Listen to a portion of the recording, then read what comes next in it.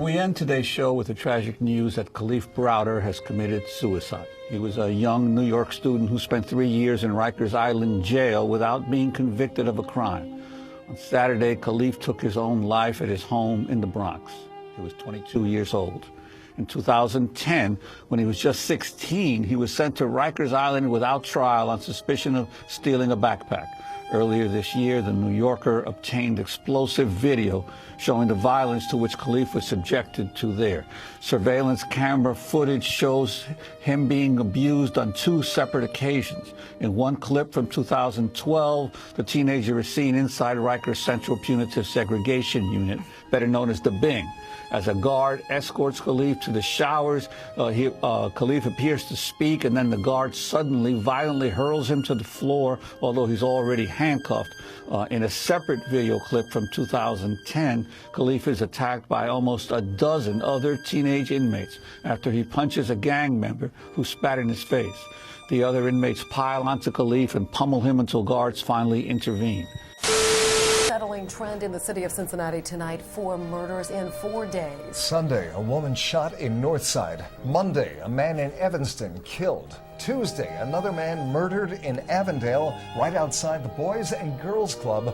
And yesterday, a shooting behind a barber shop in Northwest Fairmont. Now, this doubles the number of murders for all of last December and brings this year's total to 60. What is more disturbing tonight, 55 of the victims were African American. And Newside's Eric Flack talked to advocates tonight about turning around this trend. Eric, what are they saying?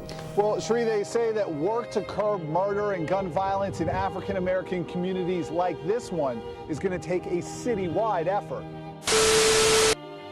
Did the trauma continue for people of African descent? I need to know. Okay, so now let's do the math. Hundreds of years of trauma, no treatment. Freed, more trauma, no treatment. What do you do the math? Do you think there may be residual impacts of that trauma? Of course there is. It didn't end, friends, and it hasn't ended yet.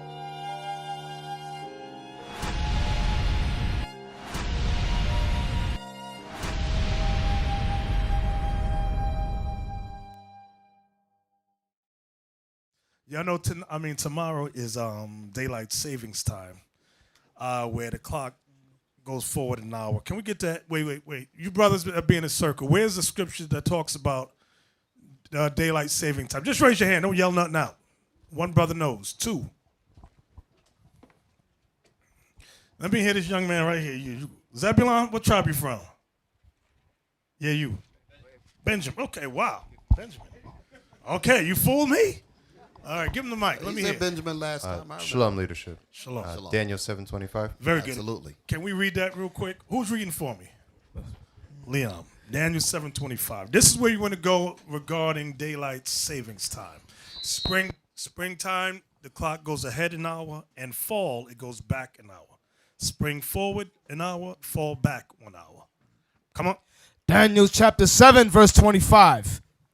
And he shall speak great words against the Most High. The he is Babylon the Great. The he is the so-called white man. Go ahead. And shall wear out the saints of the Most High, and think to change times and laws. Now he wore us out in slavery. He changed our identity, our culture, our heritage, took it all from us, and gave us a new identity, culture, and heritage. Then it said, and think to change times and laws. So daylight savings time falls into that, as well as New Year's Eve. As in case y'all didn't know, the new moon for this month began the new year. Are y'all aware of that? So this is the real new year, when the spring begins. So read on. And think to change times and laws, and they shall be given into his hand until a time and times and the dividing of time. Equaling 350 years. So, we've gone over that many times, so I'm not going to go spend too much time on that. The next thing in the news is your friend and mine, Donald Trump. Donald Trump. Now, what I want to say about Donald Trump, I really have nothing to say. Can you get me Daniel 4, I believe it is 17, if I'm not mistaken, about the decree of the watchers? Yes. Daniel chapter 4, verse 17. This is for all you voters out there who voting, looking for someone to guide you in America, this is what God says about the men that are set up. Men or women. Let me be politically correct. Go ahead. This matter is by the decree of the watchers. The watchers are the angels. Go ahead. And the demand by the word of the holy ones, to the intent that the living may know that the Most High ruleth in the kingdom of men, and giveth it to whomsoever he will. So God gives it to whomsoever he wills. Go ahead. And setteth up over it the basest of men. The lowest men on earth are set up as rulers. Y'all hear that? God, so you're looking for some honorable president. Ain't none of them honorable. The fact that they got lobbyists that fund their campaign should ring, what is that called? A red flag should go up. So you got the LGBT, what is that called? What is it? Lust guarantees a booty tragedy. LGBT, whatever it is. They give you, let's say Deacon Malachi running for president. They give him $5 million to fund his campaign. When he becomes president, who does he owe? Them. He got to fulfill what they want. So all these presidents, you're looking for some honorable person, you got to be insane. You don't know how this country works. Okay? Now, you may say, well, Donald Trump, he's rich. He doesn't have any lobbyists. That's one of his slogans. He does what he wants. Yeah, okay. Do you think they're going to let a madman destroy what they spent? They raped, robbed, and murdered everything here. You think they're going to let some little crazy rich man destroy what they built? No, they're not. Can you give me Daniel 2:40? Wait, before you get that, give me the CNN news clip about his, right here, here you go. This has been playing all day, all yesterday about Trump protesters versus supporters. Let's play that. Let's take a look. Chaotic scene in the latest flashpoint in the Donald Trump campaign to win the White House. A concern for safety trumps campaigning in Chicago, forcing the GOP frontrunner to call off his campaign rally. What the tough-talking billionaire is saying about it. Here's ABC's David Wright. Tonight in Chicago, a college campus suddenly erupted. Police and protesters doing battle because political tensions have reached a boiling point. It all started inside the University of Illinois Pavilion, where 10,000 or so people had gathered to see Donald Trump, not all of them Trump supporters. Then an abrupt announcement. For the safety of all the tens of thousands of people that have gathered in and around the arena, tonight's rally will be postponed until another day. Thank you very much for your attendance, and please go in peace. Instead, all hell broke loose.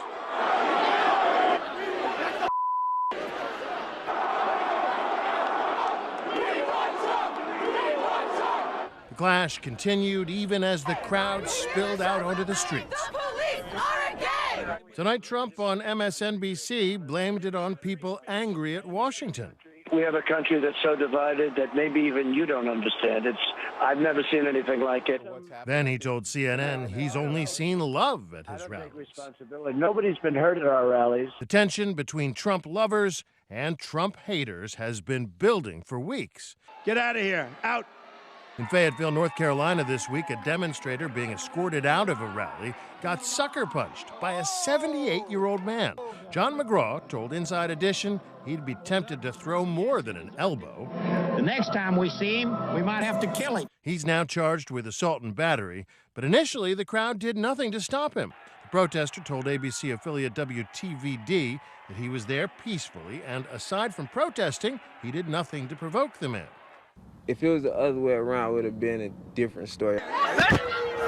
At that same rally, other protesters were attacked by other Trump supporters. Wow. The candidate himself has been accused of stoking the anger of his crowds. We're not allowed to punch back anymore. I love the old days. You know what they used to do to guys like that when they were in a place like this? They'd be carried out on a stretcher, folks. Let me tell you something. Now we're going to get to scripture. Let me show you something.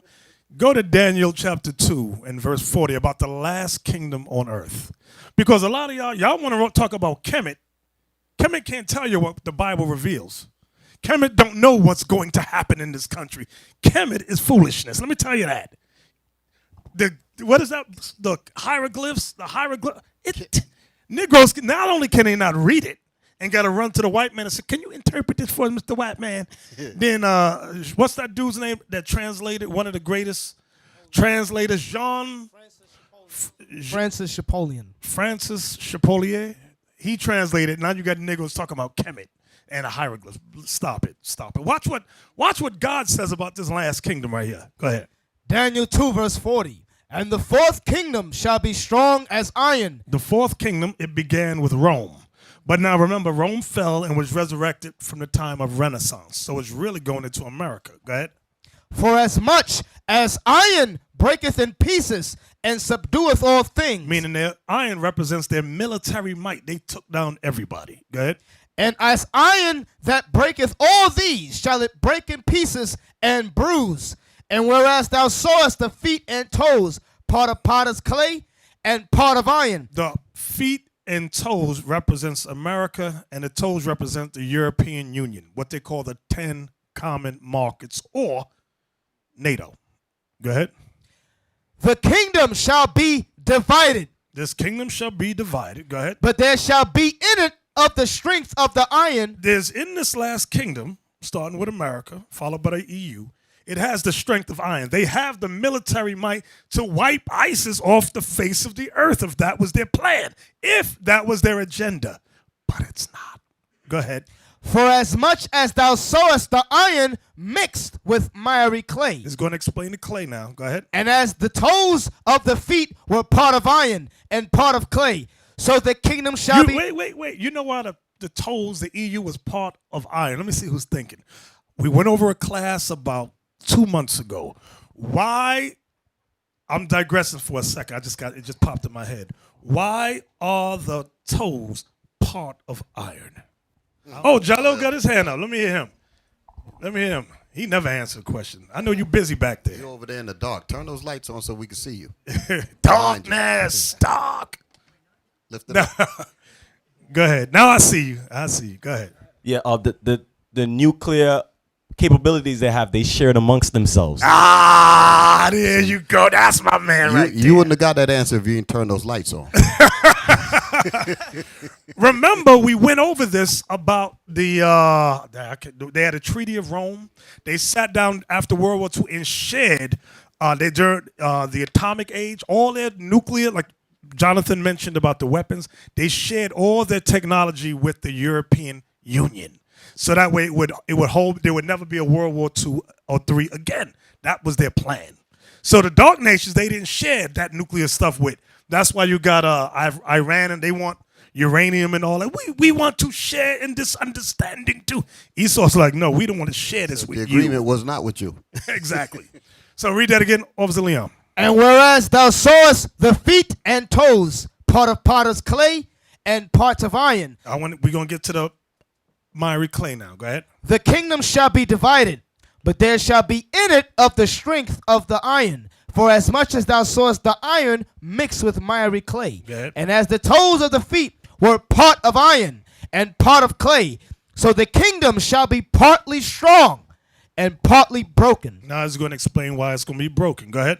And whereas thou sawest iron mixed with miry clay, here it comes. They shall mingle themselves with the seed of men. They shall mingle themselves with the seed of men, meaning all nations coming together. Go ahead. But they shall not cleave one to another. But they shall not cleave one to another. That what we just witnessed at the Donald Trump rally. You're not going to force with your stupidity nations to come together. It ain't going to happen. I don't care how many signs you hold up, how many lesbians you hold arms with. That's not the prophecy. God says they're not going to cleave together. So to show you that blacks and these lesbians and these feminists do not believe in America's voting, what is that whole system called? Voting system? Whatever it's called. They don't believe it. I'm going to tell you why they don't believe it. Hypothetically, if he's a Democrat, I'm a Republican, if you don't like me, what would you do? Anybody get a clue? Come on. You vote me out, you vote for this guy. That's the way the democratic process works. That whole voting BS, right? But these blacks and lesbians, that LGBT, they don't believe that. That's why they make it their point to go to rallies. Now, it's not like the rally's public on the street. It's inside some type of stadium where you got to, because they have security at the front, you got to sneak in to cause confusion. But I'm like, wait a minute. If you believe that whole voting garbage, why don't you just vote for somebody you like? They don't believe that. This whole thing is right, they have an agenda. They have an agenda, and it's garbage. Can you give me that Lamentations 4:17, please? I thought you don't like somebody, you vote for the next one. They don't know. They say, no, that's not good enough. So they're saying that, not that I'm a Donald Trump guy. I'm not for any of them because they're all base. But if you're going to go into somebody's meeting and cause confusion, you deserve a punch in the face. I'm sorry. Pow! Shoot. That's like somebody walking up in here. Remember what them two, I don't know if they're lesbians, but remember Bernie Sanders? Y'all know what I'm talking about? The two girls went up and snatched the mic out of his hand and took over his rally. I'm like, what the hell is this? Give me Lamentations 4:17. Lamentations 4, verse 17. As for us, our eyes has yet failed for our vain help. We have longed for our vain help from America. Go ahead. In our watching, we have watched for a nation that could not save us. You hear what the Bible says? The Bible says this place can't save us, but we keep hope alive. And we keep getting the short end of the stick. We must turn our sights towards the heavens, towards the one true God, and follow his word. So, let me say this to everyone. Power to the chosen people. Power to the chosen people. That's right. I got that from Molly. I heard the brother sing a song. I said, oh, that's good. That's good right there. Because we are the chosen people. Can we look? I'm going to go over a topic today. It's going to be somewhat controversial. Some of you may relate to it. Those of you who can't, you will in time. It's called Suicide, Homicide, and Genocide. Those are the three things that plague black and Latinos. Suicide, homicide, and genocide. So, I want to look up the definition of suicide first, so if we can look that up. I want to look that up. Suicide and how it affects blacks and Latinos. Now, we're going to read about some statistics. Suicide is the act of intentionally causing one's own death. Risk factors include mental illness such as depression, bipolar disorder, schizophrenia, personality disorders, alcoholism, or drug abuse. Others are impulsive acts due to stress, such as from financial difficulties, troubles with relationships, or bullying. Those who have previously attempted suicide are at high risk of future attempts. Okay. I'm going to go through an article, then I'm going to show you what the Bible says about suicide. Because I always get emails. It's generally from women looking for some man to make them happy. He doesn't make me happy. Or from some effeminate brother. I just want to kill myself. Can we get the article entitled Gone Too Soon? Gone Too Soon. Black Males and Suicide. Okay. Now, it starts off talking about something that happened in Rikers Island. I wanted this for a reason. At age 16, despite being given no trial, Khalif Browder was imprisoned at Rikers Island, where he would spend the next 3 years of his life unjustly incarcerated. He was assaulted multiple times by both officers and inmates and spent significant time restricted to solitary confinement. After his release, news of his experience was told in national magazines and on television talk shows. Khalif Browder was likely traumatized and debilitated by the torture which was inflicted upon him. He took his life almost 2 years to the day after his release from prison. The death of Khalif Browder highlights many social issues often ignored, including suicide among black males. Little is written and even less is said about the prevalence of completed suicide among black males, despite the alarming rates of fatal self-harm completed by black males every year. In order to reduce the frequency of completed suicide, we must understand the factors which contribute to such behavior. Here are 7 facts you need to know about suicide among African American males. Okay. Increasing rates. Suicide rates for African American males are increasing and have been for the past 50 years. Research by Ward and Collins revealed that for the past 50 years, suicide rates increased by nearly 30% for Black American males. Dying young. The increase in completed suicide among Black males is primarily due to the large numbers of young Black males engaging in self-harm. Completed suicide is the 3rd largest killer of adolescent Black males, with rates continuing to climb. Even more horrifying, the rate of fatal self-harm among Black children ages 5 to 11 is on the rise. Our depression is different. Risk factors for Black males can look different than traditional markers of mental health concerns. This is important as depression is often seen as the precursor to suicidal behavior.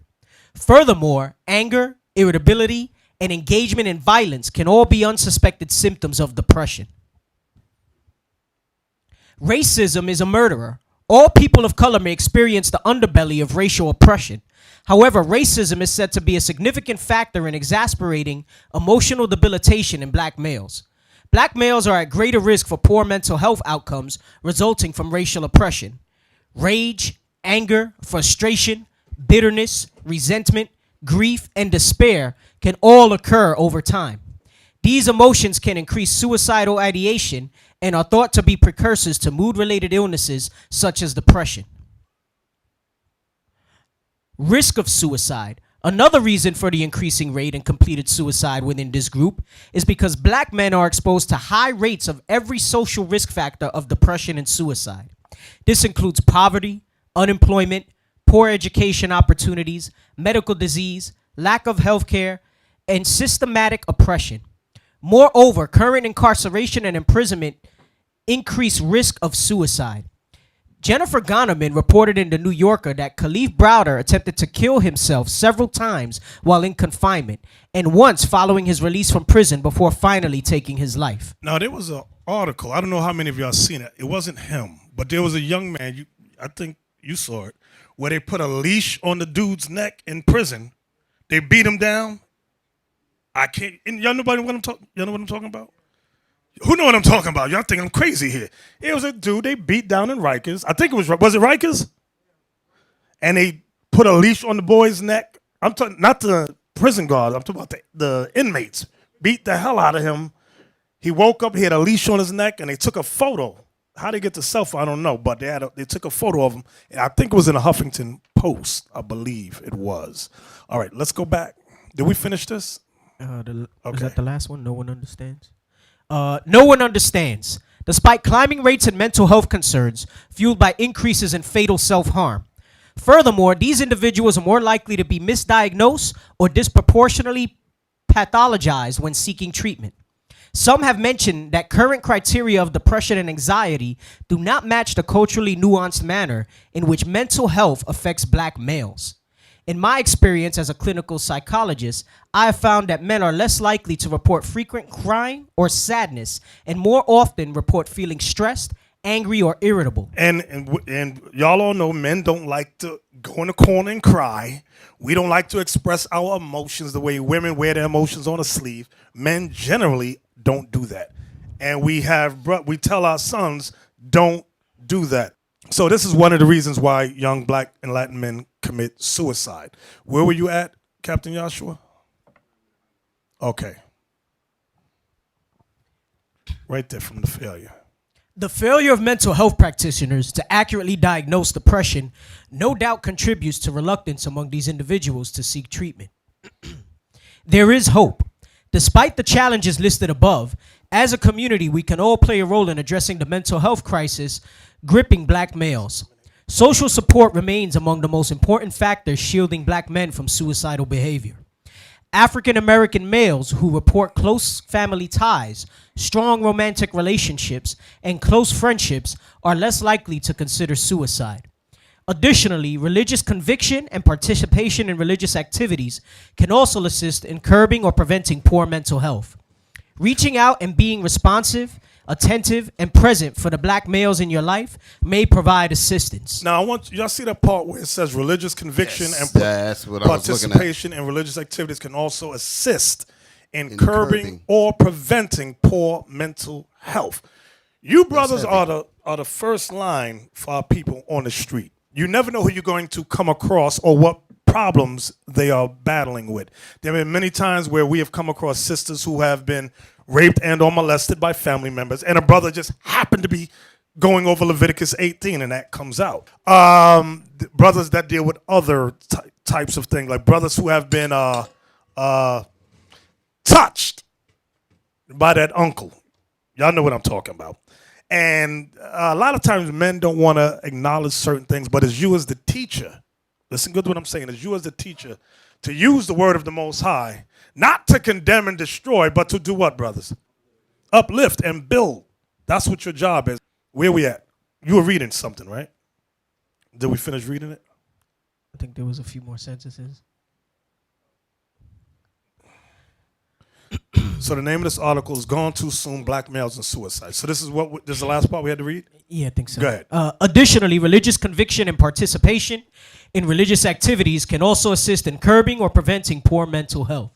Reaching out and being responsive, attentive, and present for the black males in your life may provide assistance. Most importantly, no one has to be alone in helping friends and loved ones through difficult times. If you are someone you know is struggling, recommending they seek mental health treatment might inspire him to seek treatment. Such feedback can be a lifesaver. Okay, so now that was it on that article, right? All right. So many times people want to send you to some health professional. Now, we don't recommend you doing that because many of these health professionals have their own mental crises that they're going through. I'm going to go to the book of Tobit. Let's go to Tobit chapter 3. Start at 7. It mentions her name there. Verse 7. It came to pass the same day that in Ecbatane, a city of Media, Sarah, the daughter of Raguel, was also reproached by her father's maids. So they were mocking her. Go ahead. Because that she had been married to 7 husbands, whom Asmodeus, the evil spirit, had killed before they had lain with her. Dost thou not know? Meaning before the men, the husbands had lain with her. Go ahead. Dost thou not know, said they, that thou hast strangled thy husbands? Thou hast had already 7 husbands, neither was thou named after any of them. So she was never able to take on the family name. Go ahead. Wherefore dost thou beat us for them?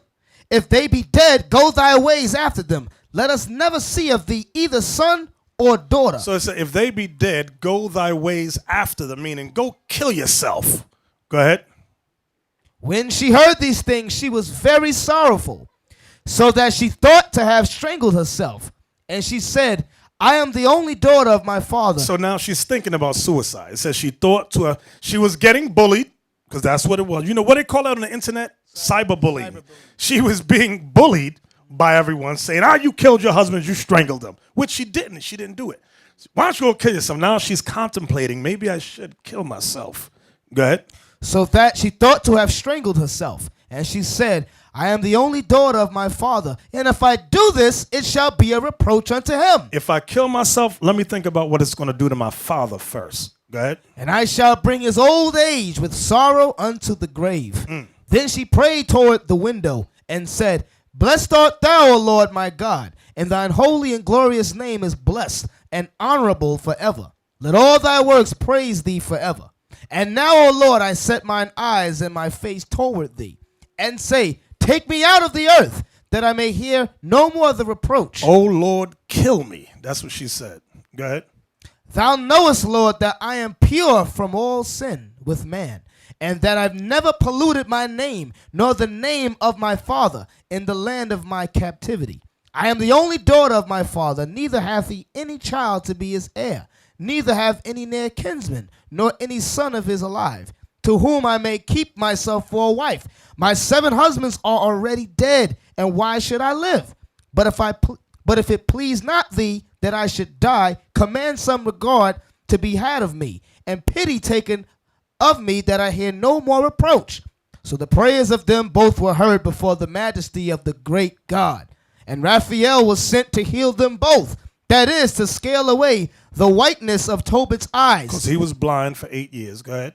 And to give Sarah, the daughter of Raguel, for a wife to Tobias, the son of Tobit. So it was already established in the heavens that she had a particular husband to wed. Now the Lord was setting it in motion for her to marry this young man that was on his way. Go ahead.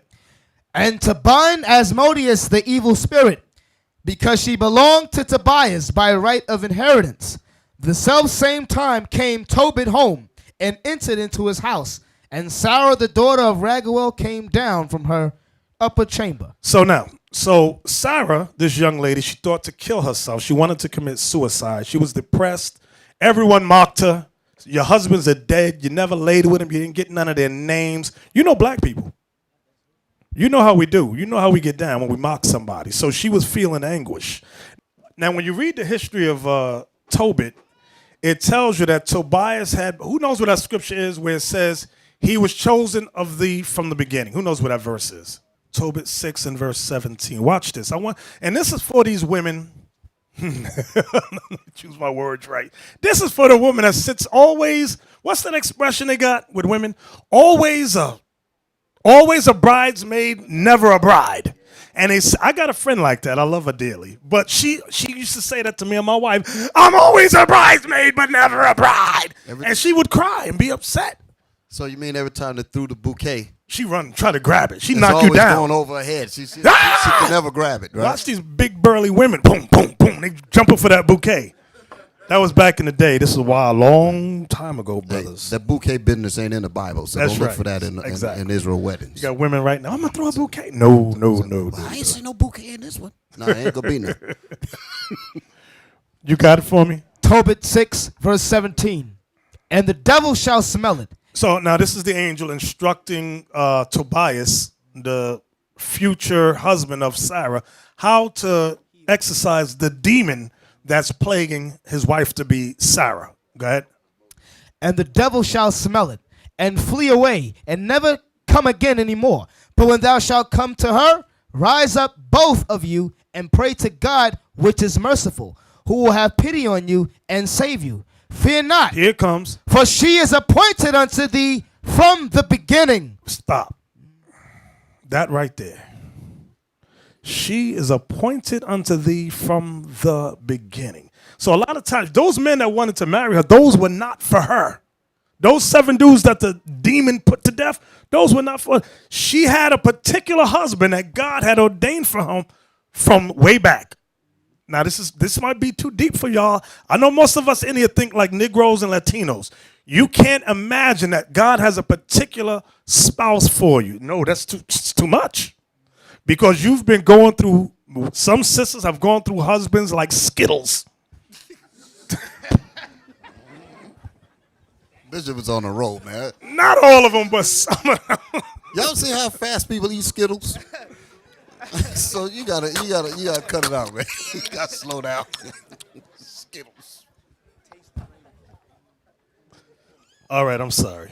Let me go back. Let's go to 2 Maccabees chapter 14. Yeah, this is a Twix moment.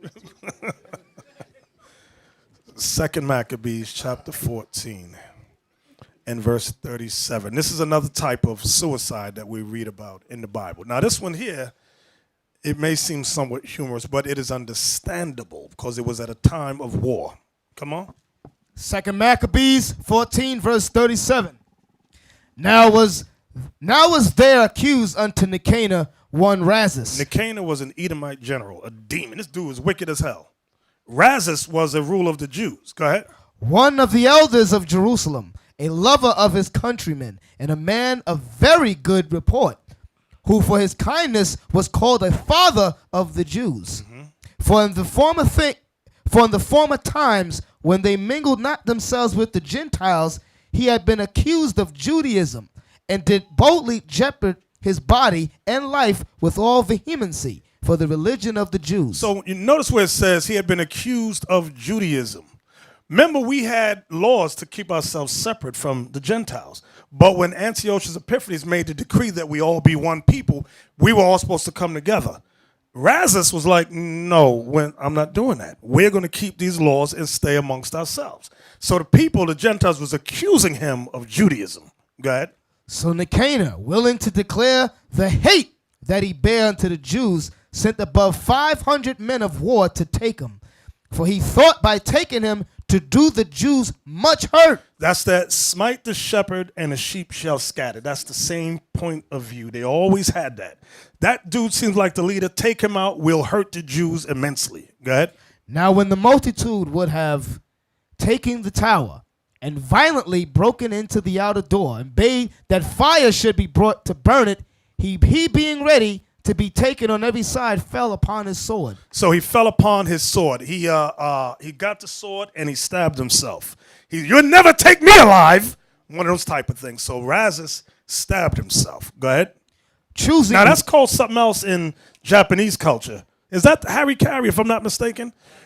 Harakiri, where they stab themselves and they do the cut. So Razus did that type of thing. Sepulchre? Okay. Go ahead. Choosing rather to die manfully than to come into the hands of the wicked, to be abused otherwise than beseemed his noble birth. Right. Stop. You see what it says? Than to be abused otherwise. Let me tell you how wicked these people are. They would maim you and march you around. Like, remember, how many of y'all saw the movie, not 5 Heartbeats? What's the one where the Edomite? Braveheart. Y'all saw Braveheart? Remember they had tortured him and they said they wanted him to say something on behalf of the king. And then he yelled out freedom, if I'm not mistaken, if that was the last word. Right. Then they cut his head off. But they were torturing him first. And this is what, and you read about that in the book of Kings, because Saul said they would do that. Remember, David went to get Saul's body back because the Philistines was stabbing the body, making mockery, and marching it around as a trophy. So Razus said, well, they're not going to take me like that. I'm going to kill myself. Because remember, it's 500 men against him. 500 to 1. Go ahead. Choosing rather to die manfully than to come into the hands of the wicked, to be abused, otherwise then beseemed his noble birth. But missing his stroke through haste. He missed his stroke, meaning he missed a vital organ. He missed it. Go ahead. The multitude also rushing within the doors, he ran boldly up to the wall and cast himself down manfully among the thickest of them. But they quickly giving back and a space being made, he fell down into the midst of the void place. Nevertheless. Now that's some heavy stuff right there. That's some terrible stuff. So they bust through, he stabs himself. I pictured the whole They scene. bust through the door. Right. He ain't dead. He looks out the window. He sees a group of Edomites down there. He says, I'm going to jump on top of all of them. He jumps out the window. They see him coming. They all move out the way. He goes, plop, right on the ground. Bang.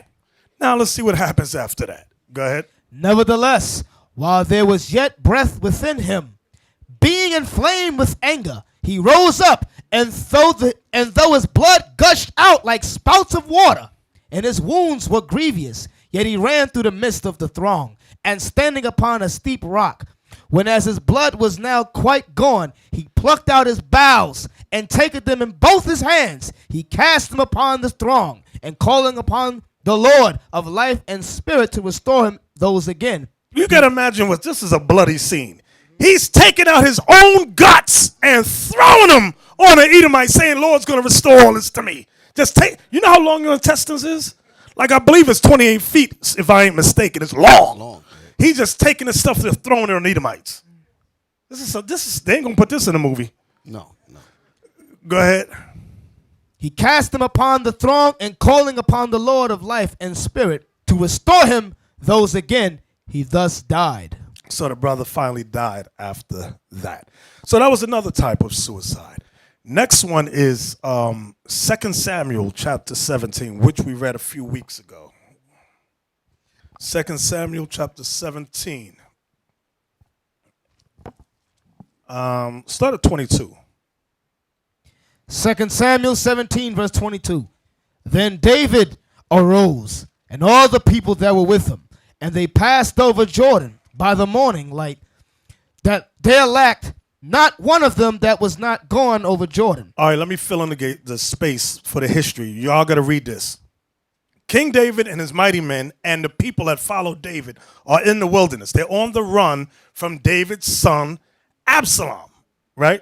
It's Absalom. Absalom has a military to overtake and kill his father so that he could sit on the throne. So, Absalom has a counselor, which is, his name is Ahithophel, which was a counselor for David.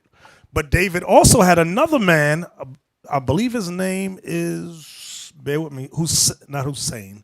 Who knows his name? The other counselor. Hushai, thank you, Hushai. David said to Hushai, listen, go to my son Absalom and give him another counsel other than what Ahithophel said. When you read this chapter, it tells you that when Ahithophel spake, it was like the angel of God came and spoke, because this dude was a smart brother. He could figure things. You know how you play chess? You always got that one dude that know what you're about to do 5 steps in advance. He was that type of brother. He knew strategy, Ahithophel. But the Lord had the spirit on, what's his name? Hushai. So Ahithophel says to Absalom, you know your father's in the wilderness. He's weak now. You can take him. Send your soldiers. Your father will be with the people, which he was. He said, and you can kill all of them. Now, which was the right counsel? Because David was tired as hell. But Hushai, what's his name? Hushai, thank you, came and said to Absalom, no. He said, you know your father is a mighty man. And the dudes he rolled with are mighty men. He said, they ain't going to be hanging with the people. They're going to be up somewhere else. And if you try and attack them, they're going to be like a mother trying to protect her cubs. And he's going to slaughter all your men.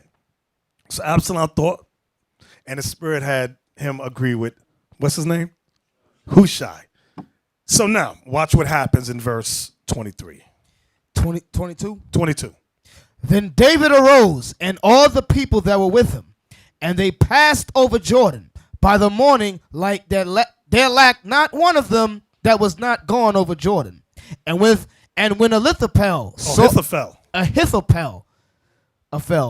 that his counsel was not followed, he saddled his ass and arose and gat him home to his house, to his city, and put his household in order, and hanged himself and died, and was buried in the sepulchre of his father. Now that's some ego for you right there. This dude was so ego-driven that if you didn't listen to his counsel, he killed himself, because he had built up such a reputation of being the smartest brother in Israel. You didn't listen to him, I'm going to kill myself. So here's another example of a brother taking his life due to his arrogance. And he probably knew, listen, David's going to come and kill all of us anyway. See what you done did? He probably blamed Absalom. That's your fault I'm killing myself. Somebody leave a note, this is all your fault. You got to watch those spirits. Give me Matthew 27 and 5.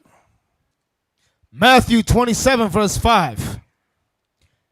And he cast down the pieces of silver in the temple and departed and went and hanged himself. This was Judas Iscariot. When he realized that his plan to have Christ arrested, the spirit, Satan, you know when Satan have you sin?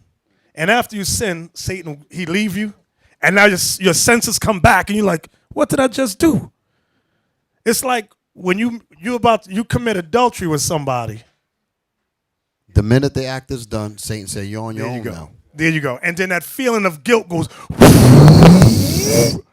the hell did I just do? That's how Satan do you. That's how he do you. And we read about that with, what was her name? Tamar, if I'm not mistaken. David had a stepson who liked his, what's her name? Amnon and Tamar. Where as soon as he loved her, after he had sex with her, he realized he hated her guts. But that's what happened. Your senses come back to you, and you realize what you did was wrong. So that's what happened with Judas Iscariot. And he killed himself. So now, let's go to the book of Sirach, chapter 30. This is what the scriptures say, because I know not a lot of you, but a lot of us, I'll say that. I'll word it like that so nobody feels like I'm pointing the finger at them. That we feel like there's no way out in this captivity. Nothing goes our way in life. Sirach 30. Let's start at verse 21. Sirach 30, verse 21. Give not over thy mind to heaviness. Give not over your mind to heaviness, meaning depression. Don't give your mind to depression. Go ahead. And afflict not thyself in thine own counsel. And don't afflict yourself in your own counsel. You know how them thoughts come in? You ain't, and it's the devil. You ain't SH. You ain't never going to be SH. Why don't you just kill yourself? Your mama dead. Your daddy dead. Your baby dead. You have nothing to live for. You don't even have a job. Just kill yourself.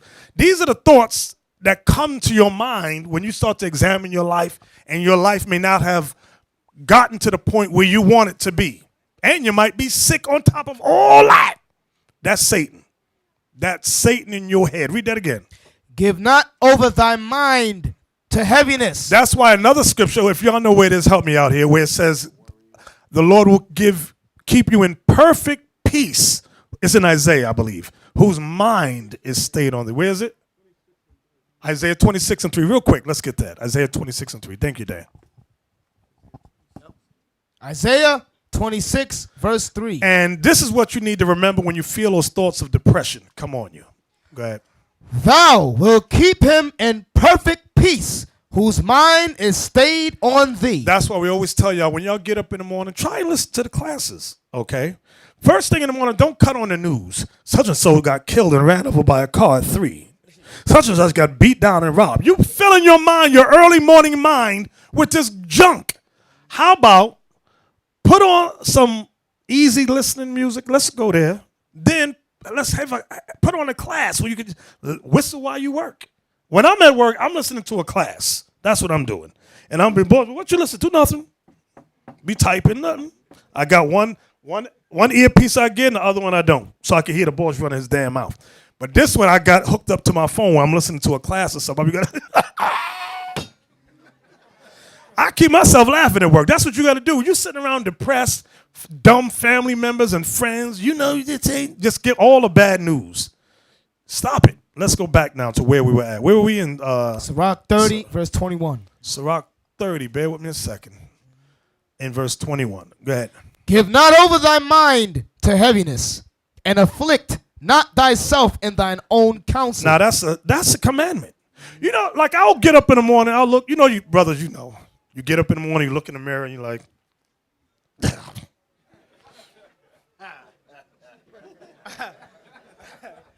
you ain't built the way you used to be when you was 25 years old. You know when you had that rippling stomach? You young guys, y'all don't know what I'm talking about.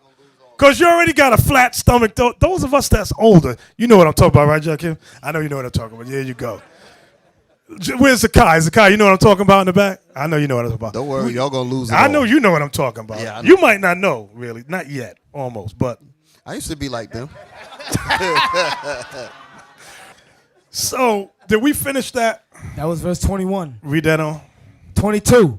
The gladness of the heart is the life of man. The gladness. What verse you at? 22. 20. Sirach 30, verse 22.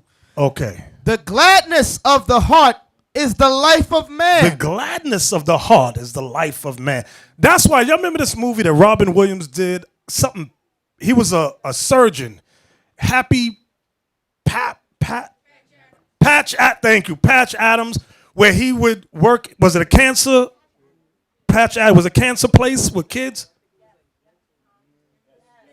It was. Thank you. And he would keep those kids laughing, and that helped prolong their life a little. So a lot of times, the Most High is telling us, read that scripture again. The gladness of the heart is the life of man. That's what the Bible's meant to make us glad. Think on the promises. Think on who you are. We are the chosen race, if you didn't know it. These things are supposed to keep us happy, not sad and depressed. Look what happened on channel. Remember when Princess Diane was killed, and there was a Negro on the ground crying like he was helping her pay rent or something. She ain't do nothing for him, but he was, oh, God, Jesus. Our people is crazy. Our people is saying, what did she ever do for him? Nothing. He just all emotional because she died.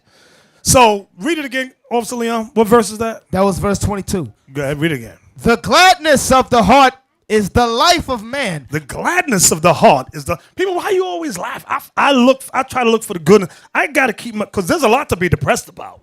There's a lot, but I need to find some. I like good brothers around me that like to laugh. We talk about good things and strategy we want to do in the scriptures. I like that. The history. When we talk about history, we be all excited. We don't got time for, oh, when this happened. You ever go home and you from a hard day at work and your wife go, this bill need to be paid and you got to pay this over here and you got to do it. And you, oh, God, shut up. Give me that scripture about the woman. Give me the scripture in Ecclesiastes 25:1. Ecclesiasticus 25, verse 20. As the climbing up a sandy way is to the feet of the aged, so is a wife full of words to a quiet man. Sisters, sometimes we like quiet. You know how hard it is for an old man to climb up a sandbank? It's hard for him. He ain't 25 no more. So God compares that hard task with a talkative woman. And she ain't talking about nothing joyful. She's depressing the man. Watch verse 23 now. Verse 23. A wicked woman abateth the courage. She takes your courage, brothers. Go ahead. Maketh an heavy countenance. A heavy countenance means a depressed mind. Go ahead. And a wounded heart. Mm-hmm. A woman that will not comfort her husband in distress maketh weak hands and feeble knees. Now there's a movie called Pursuit of Happiness. If you young men don't know what I'm talking about, look at the movie with Will Smith called Pursuit of Happiness. The brother, Will Smith, and it's a true story, he would get up 5 a.m. to sell these, what was they? Were they x-ray machines? Yeah. Heart monitors, something like that. And he wasn't making no money. Nobody was buying. The wife was cursed every morning. You're going out again, trying to sell that stuff. Just nagging the man. Then finally, she just left the dude, left the brother. And depressed, messed up the family. They got in a fight about the son. Very true story. And the man, what happened at the end? Remember, he got the job. What's his name? Chris Gardner. Chris Gardner. True story. He's what? Multi-millionaire now. Tag. She must suck eggs now. She mad. Tag, I had her. I let him get away. Yeah, she depressed the man. He had to sleep in the bathroom with his son. It was sad. But that's what we're read about here, which goes with what we read about. What verse was that back in chapter 30, verse 22. The gladness of the heart is the life of man, and the joyfulness of a man prolongeth his days. The joyfulness of a man. Sisters, y'all can't shout them brothers. We like to have a good time. First Esdras chapter 4, verse 29. First Esdras chapter 4. Okay.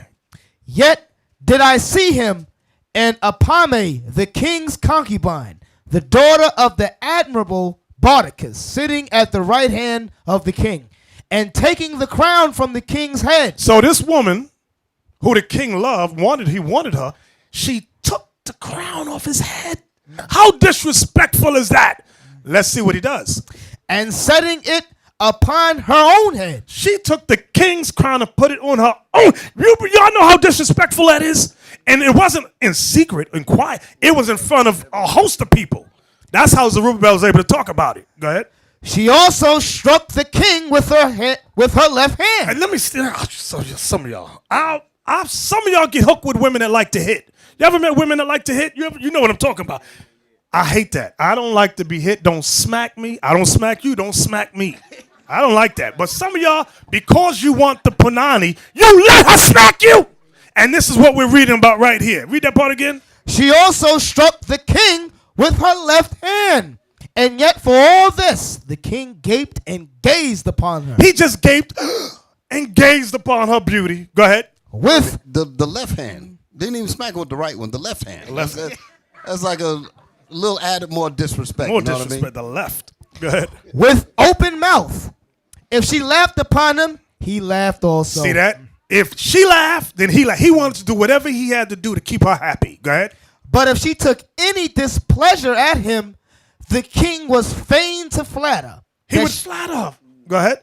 That she might be reconciled to him again. Just to win her back into his good graces. Was that it? That's it. So that's showing you, Zerubbabel was showing you the way, the power women have over men. And how men will do whatever they got to do to please that woman. Now let's go back to where we was at originally. Sirach 30, verse 23. Love thine own soul. Now, this is for all you depressed souls up in here. The Bible says, love thine own soul. Go ahead. And comfort thy heart. Remove sorrow far from thee. Remove sorrow far from thee. Go ahead. Remove sorrow far from thee, for sorrow hath killed many, and there is no profit therein. So God is telling you what sorrow does. Depression will kill you. You let your, that's why when it comes, even with death, I try not to sorrow too much. Somebody in my family died. Like when my mother died, I let my son I said, you got 5 minutes to cry. 5 minutes, go. And that was at the funeral home because I'm meditating on this, okay? Because you let yourself cry, especially if the person is not worthy. That sorrow will take hold of you and destroy your spirit, destroy your soul. Don't fall apart in sorrow over nothing. Read the whole verse again. That verse is heavy. Love thine own soul and comfort thy heart. Remove sorrow far from thee, for sorrow hath killed many, and there is no profit therein. Go ahead. Envy and wrath shorten the life. So not only does sorrow kill you, he comes back and says jealousy, which is envy, and wrath, anger, shorten the life too. Go ahead. And carefulness. And worry, careful. I'm worrying about this. I'm worried about that. You know, women do that a lot. They worry about everything under the sun. Men, we will wait to the last minute. Mm-hmm. And we'll have a good time waiting. But not them. Oh, we got to do this and we got to do that. But that's next month. Yeah, but we got to get prepared for it now. And they're all stressed out. Now the hair's falling out. They're gaining weight. They always got a Twix moment. Eat. I don't know. I'm just gaining weight now. And life is not good. Why is Jesus doing this to me? Babe, you're doing that to yourself. You're doing it to yourself. Stop it. Go ahead. Envy and wrath shorten the life, and carefulness. And that envy shorten the life goes back to, I think you was talking about keeping up with the Joneses. Yeah. She looking out the window, looking what her girlfriend Susanna got. Oh, look at the car she got. But you got a jalopy. Oh, look at those new shoes she got. Meanwhile, you got run over shoes. Look at the school their kids go to. Their kids go to private school. Yours go to public school. You on the bus. So she's always, I'm not saying no man does it, but most men, we tend not to do that. Women do. They compare themselves with every other woman around them, and that spirit of envy comes in. Read verse 24 again. Envy and wrath shorten the life, and carefulness bringeth age before the time. That's why some women be 30 years old, look 65. They just worry. It brings age. That's why they're always in the mirror with the creams. Oh, I got to make myself look younger. Why? 25. Go ahead. A cheerful and good heart will have a care of his meat and diet. You might ask yourself, what does that verse have to do with what we read above? It has everything to do with it. What do most women do when they get sad, depressed, envious, or angry? Eat. Now, let's go to 2 Esdras chapter 7. 2 Esdras chapter 7 and verse 6. Watch this. The book of 2 Esdras chapter 7 and verse 6. Now the question is, is it okay if I kill myself? And just because I'm sad, just because I'm depressed, is that okay with God? The answer is no. This is going to explain why here. 2 Esdras 7 and 6. There is also another thing. A city is builded and set upon a broad field and is full of all good things. The entrance thereof is narrow and is set in a dangerous place to fall, like as if there were a fire on the right hand and on the left a deep water. So the angel is explaining to Esdras. He said, this is how the Israelite life is. Imagine a kingdom, the kingdom of heaven set on a hill. And in order to get there, there's a narrow path so that only one person could walk at a time. One side is water, one side is fire. Go ahead. And one only path between them both, even between the fire and the water, so small that there could but one man go there at once. If this city now were given unto a man for an inheritance. This is the kingdom of heaven given as an inheritance for the Israelites. That's what he's talking about. Go ahead. If he never shall pass the danger set before it, how shall he receive this inheritance? There's your answer right there. If you in your mind, you are so depressed, so sorrowful, you say to yourself, I'm just going to kill myself. I can't go through that trouble, because the fire and water represents the trouble in your life. If you say to yourself, I'm not going through that, then you're not going to get the kingdom. That's what the angel is saying to him. Read on.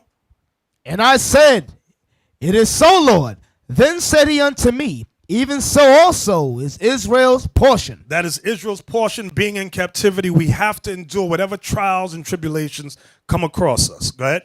Because for their sakes I made the world. So the world was not made for everybody. The world was only made for the Israelites' sake. Go ahead. And when Adam transgressed my statutes, then was decreed that now is done. Then were the entrances of this world made narrow, full of sorrow and travail. Y'all see that? This world was made narrow, full of sorrow. So we're all going to have sorrow in our life. Don't think you're going to escape sorrow. The remedy, the recipe, or the formula to overcome it, we've read. Joyfulness, gladness of the heart, meditating upon the word. That's how you overcome it. Then were the entrances of this world made narrow, full of sorrow and travail. There are but few and evil, full of perils and very painful. For the entrances of the elder world were wide and sure, and brought immortal fruit. Going back to the history of Adam and Eve. Back then, we had to do very little to inherit immortality. But because of Adam's sin, God said, nope, I'm going to make it troublesome for his seed, which is the Israelites, to inherit the kingdom. Go ahead. If then they that live labor not to enter these straight and vain things. If then they that live labor not to enter these straight, meaning narrow or difficult, go ahead. And vain things, they can never receive those that are laid up for them. That's the answer right there. So if you are so depressed, you say, you know what, I'm just going to kill myself. He says you're not going to get the kingdom. That's what he's saying. Meaning because you're going to keep coming back. You ain't going to escape that. You will come back. And by the end, if this dude, all he do is kill himself. He never went through nothing that I put before him. He cannot inherit the kingdom. He or she cannot inherit the kingdom. Everybody understand that?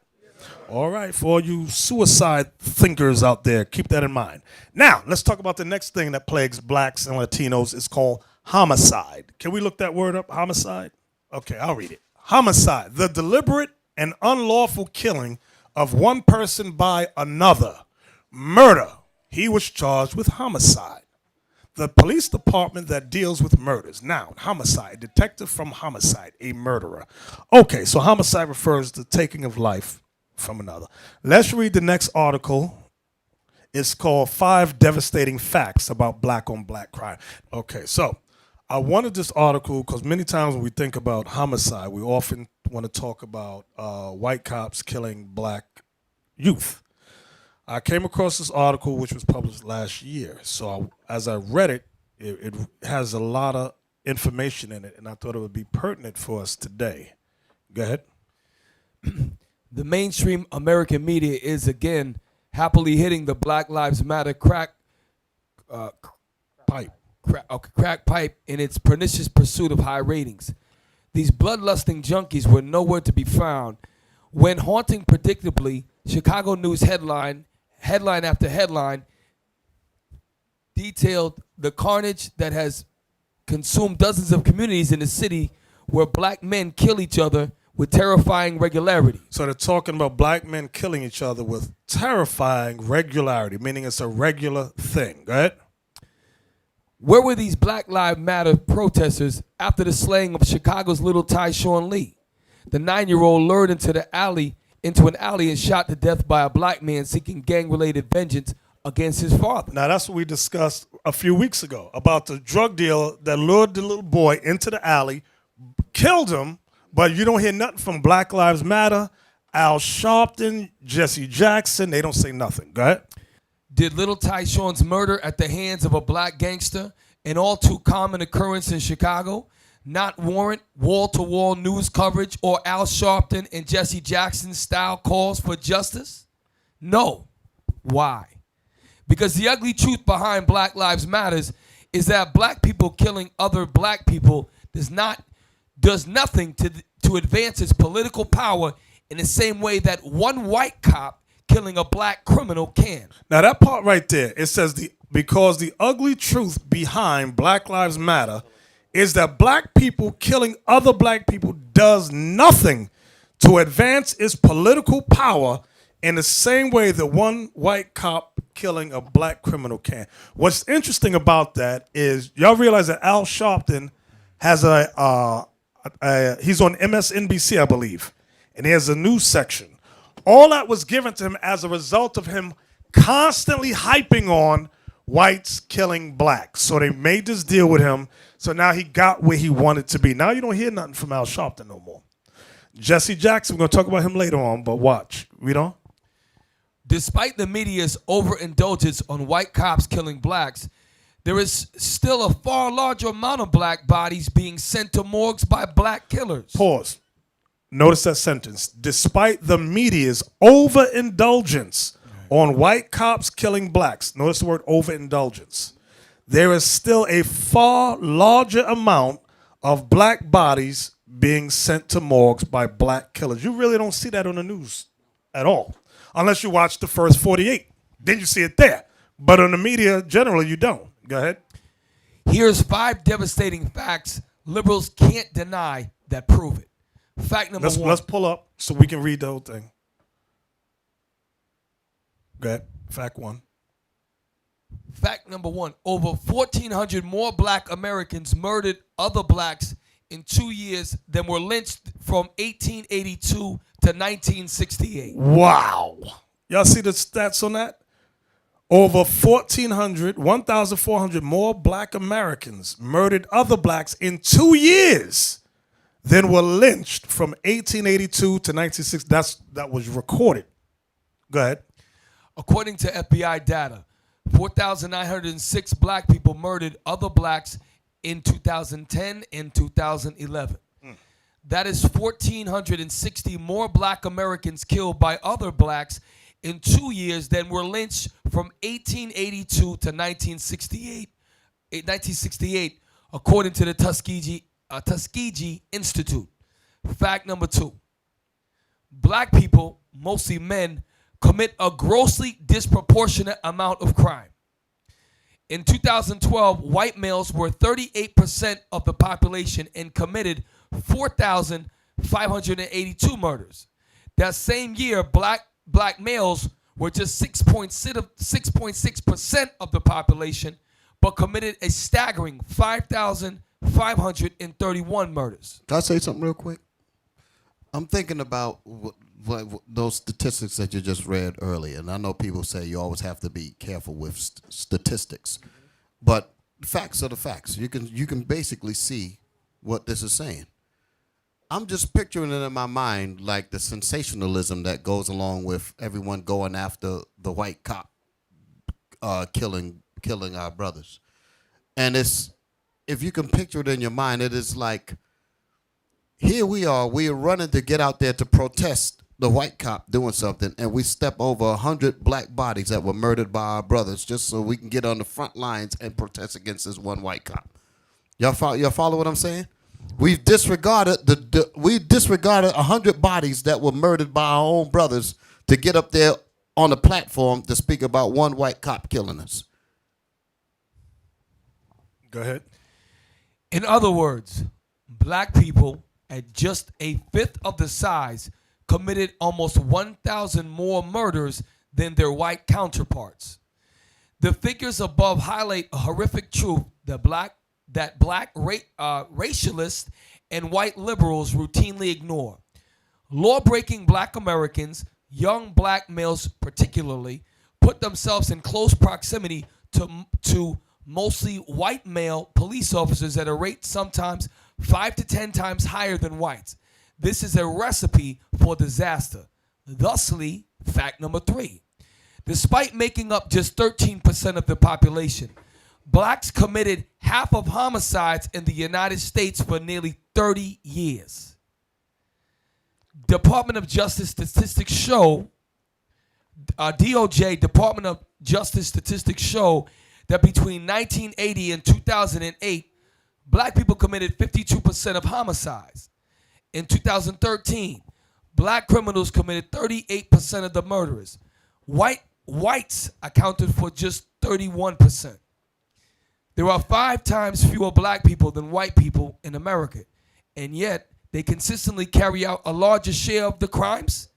Given this rate, it's no wonder that there aren't more assistances where cops kill black criminals. Fact number 4. Chicago's death toll is almost equal to that of both wars in Iraq and Afghanistan combined. Now, if you didn't know nothing else about the statistics, you know number 4 has been a big thing. Even Spike Lee did a movie called Chirac and was talking about the death toll in Chicago alone. Go ahead.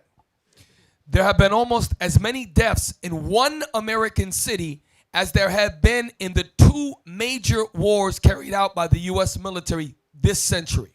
Chicago's death tolls from 2001.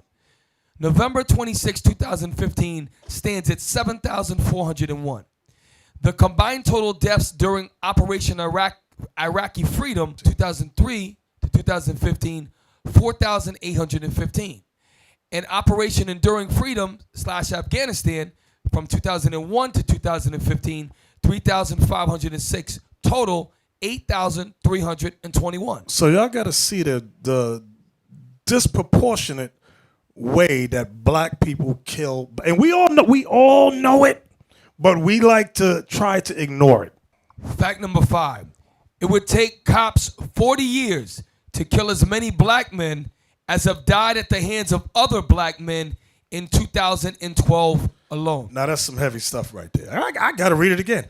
It would take cops 40 years to kill as many black men as have died at the hands of other black men in 2012 alone. In 1 year. It'll take 40 years of police killing our brothers to equal the amount of death that we cause each other in 1 year. So he's saying from now, go back from 2015, go back 40 years with cops killing blacks, it would equal 1 year of what blacks did to each other in 2012 alone. So again, why is it that the 1 year, all of the murder that happened in 1 year, how come none of that makes the news? That's the point. And the reason why is because we give an excuse to ourselves by saying, well, it's because we're mentally crazy. We're disproportionately this. We make excuses for the killing of each other. Y'all getting it now? I'm trying to bring it more so I can relate it. Do y'all really see it? Yes, sir. Okay. Can I add something to what he said, Bishop? Y'all got to look at the excuses they give. They say it's because of the single-parent households. The mothers are raising the kids by themselves. They don't have no education. They can't find no jobs. Thank you. They don't have. And then look at the solutions they bring to the table. It's always open a community center. Throw more money at the problem when it's a morality issue. Our people have no morals. The only thing that's going to fix the issue is thou shalt not kill. The laws of God is what's going to fix the issue. But when you look at the people that they're putting to be the spokesman, it's always open a community center, open more basketball grounds. Oh, the kids are cooped up in the house, they hot, they need to go outside and play. That's not the issue. You got demons that you want to put in an arena where you spend your money. It's a waste of money, first of all. I would not create more parks. Okay? What you need to do is what we're doing. We're instilling morality. Our people have no morals. They're undisciplined. They're ignorant to God. They're ignorant to what love is amongst each other. They don't have the commandments. So they go behind the excuses, because when you listen to these black shows or the great thinkers of black people, they all say the same thing. They go up there and they speak and they speak and they speak and they point out the situation with no solutions. No black leader has ever come up with a solution. I hope y'all understand that. Now, we didn't finish fact 5. Can we finish this? Fact number 5 again. It would take cops 40 years to kill as many black men as have died at the hands of other black men in 2012 alone. University of Toledo criminologist Dr. Richard R. Johnson examined the latest crime data from the FBI's supplementary homicide reports and Centers for Disease Control and found that an average of 4,472 black men were killed by other black men annually between January 1st, 2009 and December 31st, 2012. So that means every year, 4,472 black men are killed by other black men every year. That's the equivalent of the stats. Read on, Captain. Professor Johnson's research further concluded that 112 black men died from both justified and unjustified police-involved killings annually during this same period. So look at the stats. So during the same period, okay, it said blacks died at the hands of whites. 112 black men died annually. He said if you equal it all out, 112 black men died from justifiable meaning you running at the cops going bam, bam, bam, and the cops shoot back and you die.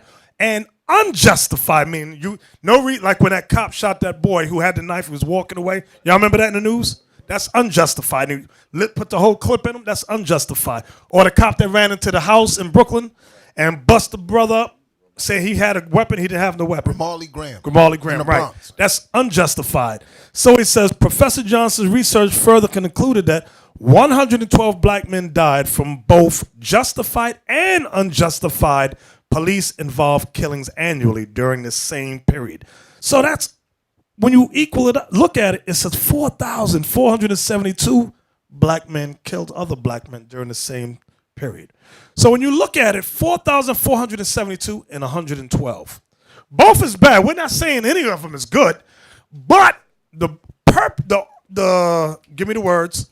The point that the writer is making is how come there's nobody speaking up against black on black crime? Do you understand the point?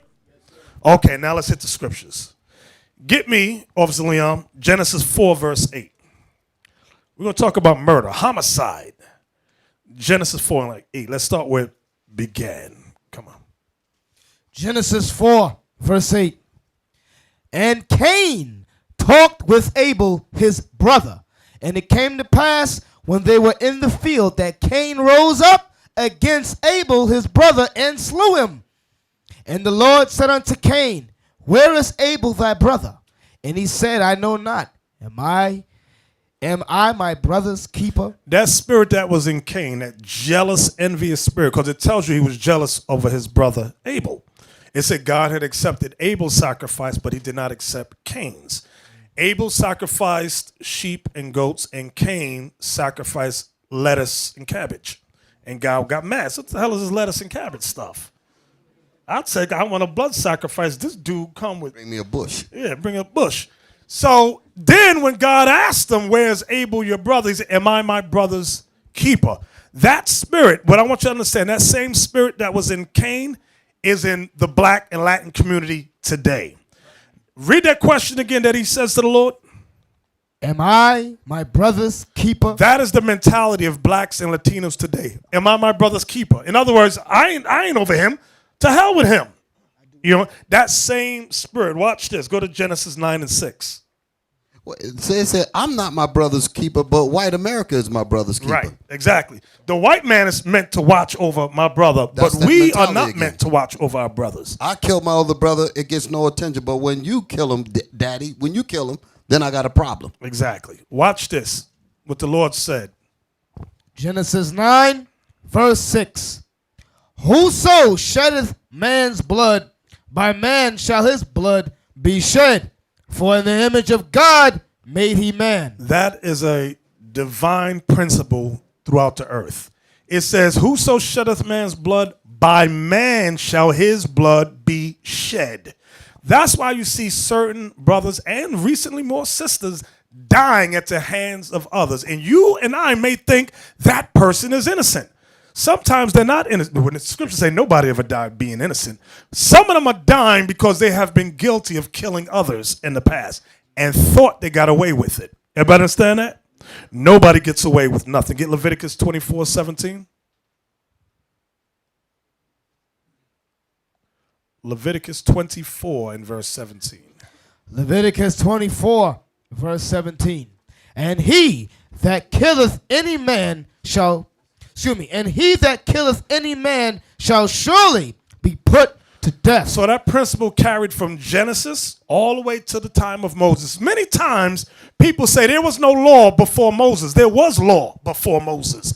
Oh, ignorant one.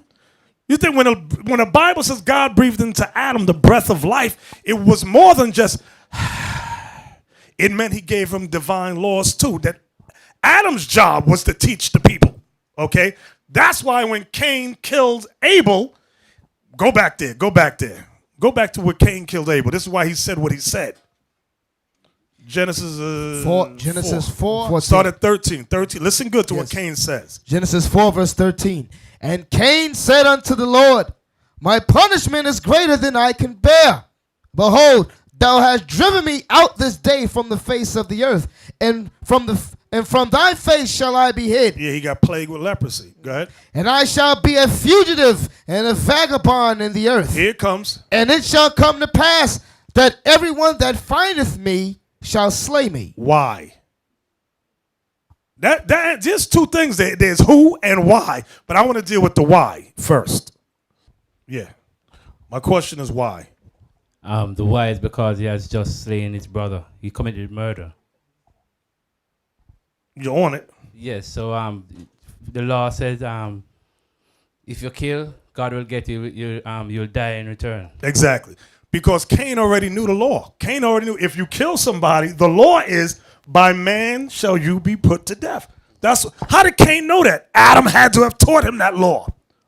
And that also proves there was more than just Adam and Eve, Cain and Abel. He said, whoso findeth me, letting you know, all you Christians up in here, there was more people on the earth than just Adam and Eve. Right. Who's going to kill him?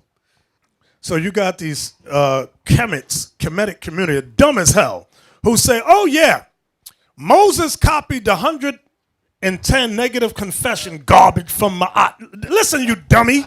Their laws was from the time of Adam. You don't know the Bible, but you chat, chitty chat, and Negroes, ooh, yo, Kemet is deep. No, they're not deep. They're dumb as hell. I mean, Kermit is deep. Yeah, Kermit. The Kermit I made a community. mistake last time when I was teaching, and I said a Kermitic Israelite community, and the brothers That's had to good. come. And I said, "What? Did I say that?" And I listened to the tape and said, "Yeah, I called him Kermit." That's it, Kermit. And I said I had frogs on my mind. So can y'all see there was laws before Moses? Do y'all see it? Yes, okay. Now from there, give me Matthew 5:21. So what we read was law of sacrifice. We read the law of murder. Morality, right. Now, Matthew 5:21, please. Matthew chapter 5, verse 21. Ye have heard that it was said by them of old time, thou shalt not kill. That is in the 10 commandments, meaning thou shalt not murder. Read on. And whosoever shall kill shall be in danger of the judgment. Right, because you're going to get put to death. The judgment is you kill, you get put to death. Go ahead. But I say unto you. All I want is that one verse. Okay. No, read the next one. Let me hear. Verse 22. But I say unto you that whosoever is angry with his brother without a cause. Wait. Where is he based? Where can we guess that he's basing this on? If you're angry with your brother without a cause. Yes. Cain and Abel. It's going right back without a cause. Abel did nothing to Cain. Cain was jealous and envious. Go ahead. But I say unto you that whosoever is angry with his brother without a cause shall be in danger of the judgment. Right, because that's the road to destruction. You're walking that path that Cain walked. Watch this. First, you want to read the rest of it? Okay, go ahead, finish it. And whosoever shall say to his brother Rakah shall be in danger of the council. But whosoever shall say thou fool shall be in danger of hellfire. You know how people play the dozens? We like to say things that hurt other people's feelings, okay? It says it goes from council to, what was it? After the council goes to where? Hellfire. Hellfire, meaning there's steps. Because you're supposed to be corrected first. You keep doing it because it's a spirit of hatred. Then it's going to lead to destruction. 1 John chapter 3, verse 15. Now, what we just read, what we're reading these are things we must, listen to you brothers that are teaching and you up and coming teachers. I saw some of y'all was in Newark, in Jersey yesterday, right? Newark ain't no nice little city in Jersey. Negroes go crazy in Newark. So the basic things we're reading here has never been taught to them. So it's our job to teach these things. Come on, Leon. 1 John 3:15. Whosoever hateth his brother is a murderer. Be right, because people, men and women say, I never killed nobody. But the Bible says if you so much as hate your brother, you are a murderer.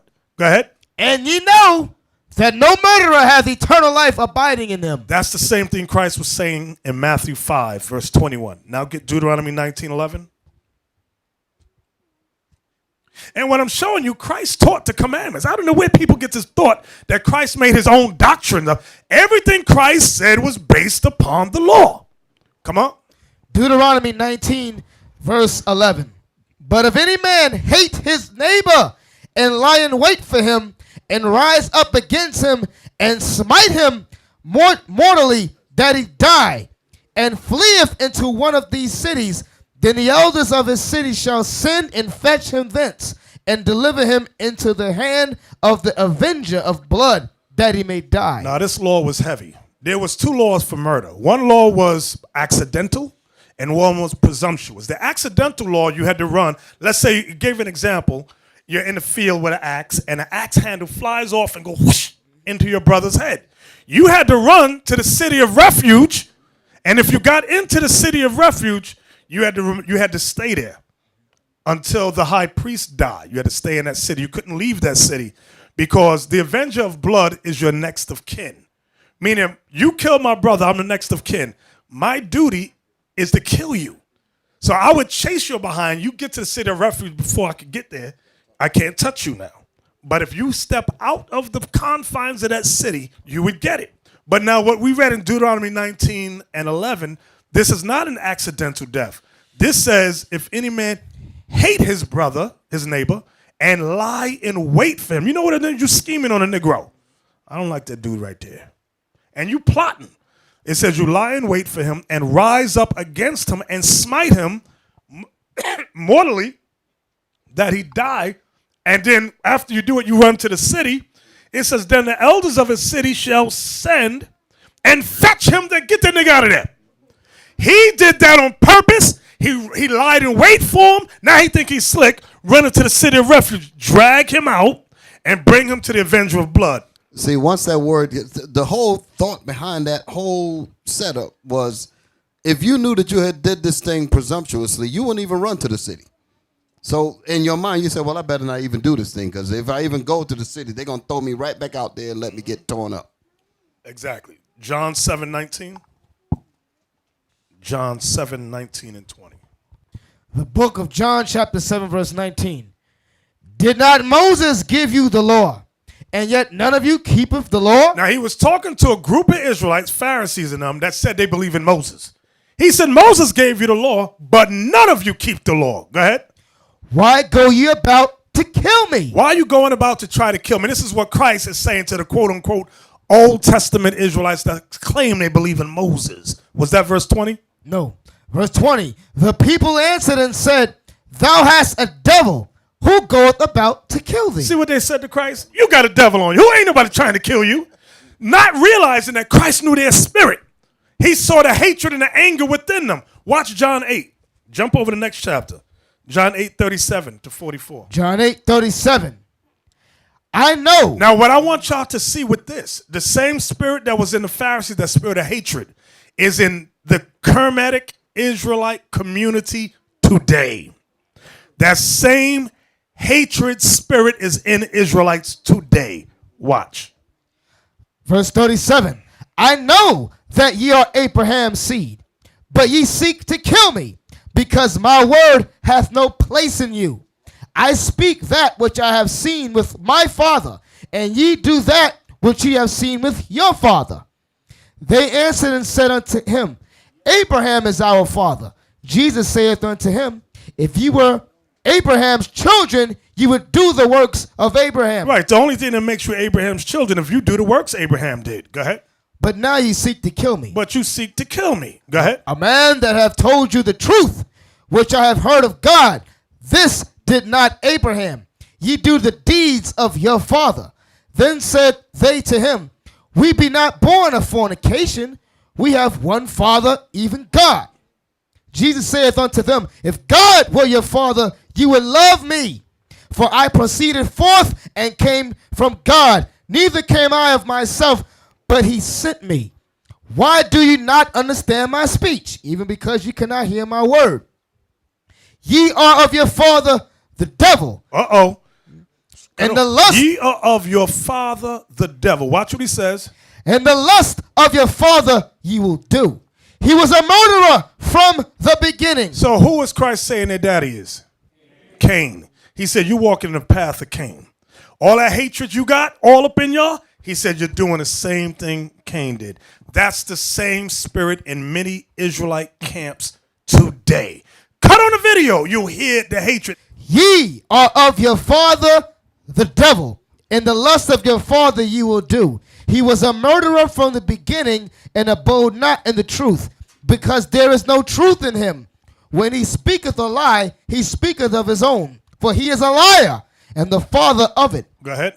And because I tell you the truth, ye believe me not. So this is why there's a lot of anger when we teach the word of the Most High, in sincerity and in truth. We're not teaching to condemn anybody. Our prayer is that all Israel repent and keep these commandments. Okay?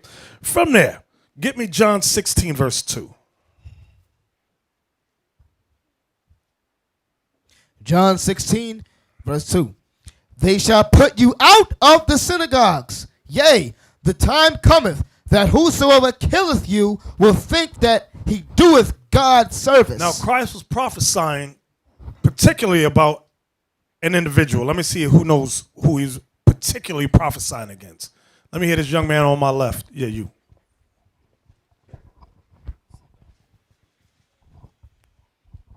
Shalom. Shalom. Stephen? No, Stephen didn't put nobody to death. Oh, Paul? Yes. Whose name originally was Saul, later became Paul. He really thought he was doing God's will by executing the disciples of Christ. Not just him, you had many others.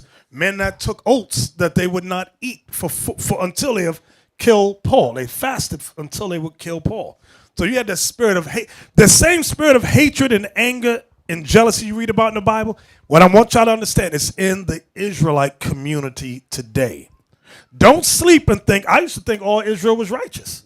Bishop, you made a heavy, heavy point. The analogy that he gives between Cain and Abel, can we just go back to read that story for a minute? And you're going to find more when you read the scriptures and the Most High reveals more things to you based on what the bishop is saying. Because there's arguments that the law was stolen and we never had a law. Okay? And the bishop is showing you how not only there was a law, but the hatred started back from the very beginning with the first men of righteousness. Go back to Genesis chapter 4, verse 3. Genesis 4, verse 3.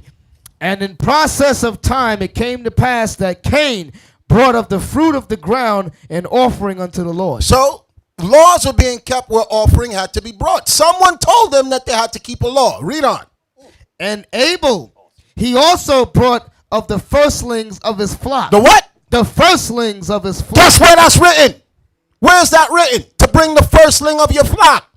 In the law of Moses. Did not the book of Malachi, the Most High got on the priests because they were not bringing the firstlings of the... So where did they get this from? Because there was a law. There was already a law in place from the time of Adam and Eve. Why would he know to bring the firstling of the flock? Read on. And the Lord had respect.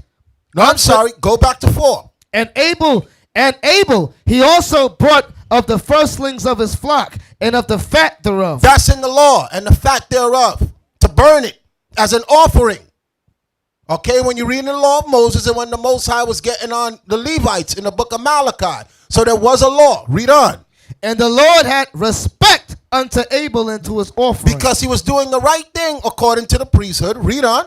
But unto Cain and to his offering he had not respect. That's how the Most High deals with the camps. He's going to respect the ones keeping the commandments, and he's not going to pay any attention to the ones who are not keeping the commandments. So I'm showing you how this goes all the way back to Adam and Eve. Read on.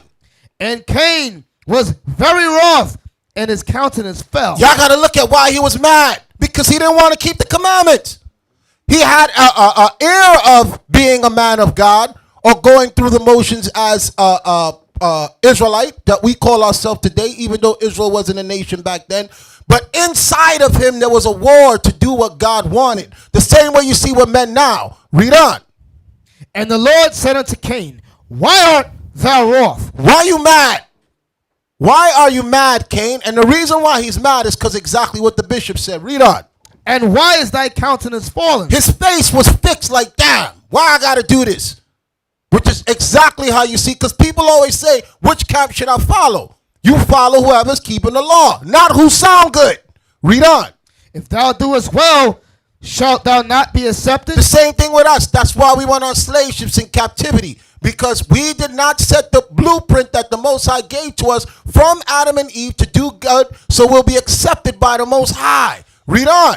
And if thou doest not well, sin lieth at the door. We're going to continue in sin. Now watch this. Read on. And unto thee shall be his desire. That's what you're going to have on your mind all the time. All you're going to be thinking about is sin, sin, sin, sin. That's why there's so many discrepancies among the Israelite camps. You got some doing well, and some want to teach with their head covered. Some don't want to wear fringes. Some want to barbecue on the Sabbath. Some want to promote that you can sleep with prostitutes. Some want to tell you can deal with white women. It's the same thing going on with Adam and Eve during Cain and Abel. Read on. And unto thee shall be his desire, and thou shalt rule over him. So some of these leaders, their desire is to walk in sin. Read on.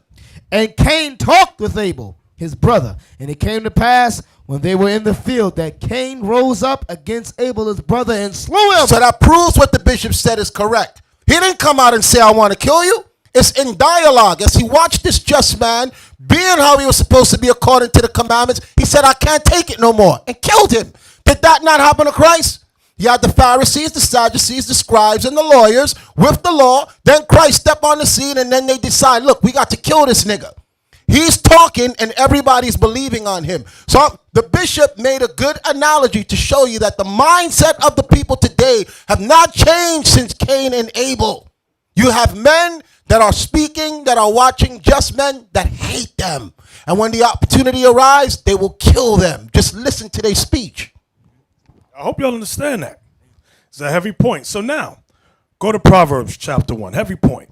So what we read earlier in the news article about black on black violence, a lot of times people like to say the Bible is irrelevant for today, like what Deacon Asaph just went over. They say, oh, well, that was back then. That has nothing to do with us today. I'm going to show you how relevant it is. Now, the examples he gave was excellent, but sometimes our people are so carnal they can't connect with it. So now let's bring it home. We read the article about black on black violence. Give me Proverbs 1. Let's start at verse 10. Proverbs, the book of Proverbs, chapter 1 and verse 10. This is for you kids, like you make the victimized statement. Well, my son is a murderer and a thief because he got no daddy. And me as the mother have to work, so he's home by himself. Now he looks for, what do they call it? An outlet. An outlet, okay. Right. So now, this is where you go, brothers. Proverbs 1 and 10. Come on. My son, if sinners entice thee, consent thou not. If they say, come with us, let us lay wait for blood. Let us lurk privily for the innocent without cause. What does that sound like today, brothers? Who sits around and says, yo, chill with us. Yo, chill with us, and let's lay wait for blood? Who does that today? Gang members, particularly. Gang members. Go ahead. Let us swallow them up alive as the grave and whole as those that go down into the pit. We shall find all precious substance. We gonna get paid, G. Go ahead. We shall fill our houses with spoil. Go ahead. Cast in thy lot among us. Let us all have one purse. Y'all see that? So you go, you do some evil over there. You go do some evil. At the end, let's come together and let's all have one purse. And we can divide what we all stole during the day. What we're reading here is gang initiation. That's verse 10. That's right. My son, if sinners entice thee. That's right. You men got to understand it and see what we're reading here. The Bible is very relevant. You're not going to read this in the hieroglyphs of Egypt. Or the negative confessions. Or the negative confessions of Ma'at. Of Ma'at. Bishop, here it is in the law of Moses. Go to Exodus 22, verse 2. Oh, 23 and 2? 20, yes. What you just said in Proverbs that Solomon wrote, it was already, we're showing you how these laws have been in place since the dawn of time. Exactly. Okay? Exodus 23, verse 2. Exodus 23, verse 2. Thou shalt not follow a multitude to do evil. And that's what gangs get you to do. They initiate you in the gang, and then they tell you, go kill for us, go rob for us. If anything happened to you, we got your back. Exactly. Read on. Neither shalt thou speak in a cause to decline after many to wrest judgment. Not to follow the laws of the Most High, to break the laws of the land, because they believe that it's necessary for their survival. That's why it's very important for you brothers on the street. Learn this book. Teach. There's so much more in here than the white man is the devil. Exactly. Much more. There's medicine here to help all the ills of our people. Read. For their feet run to evil and make haste to shed blood.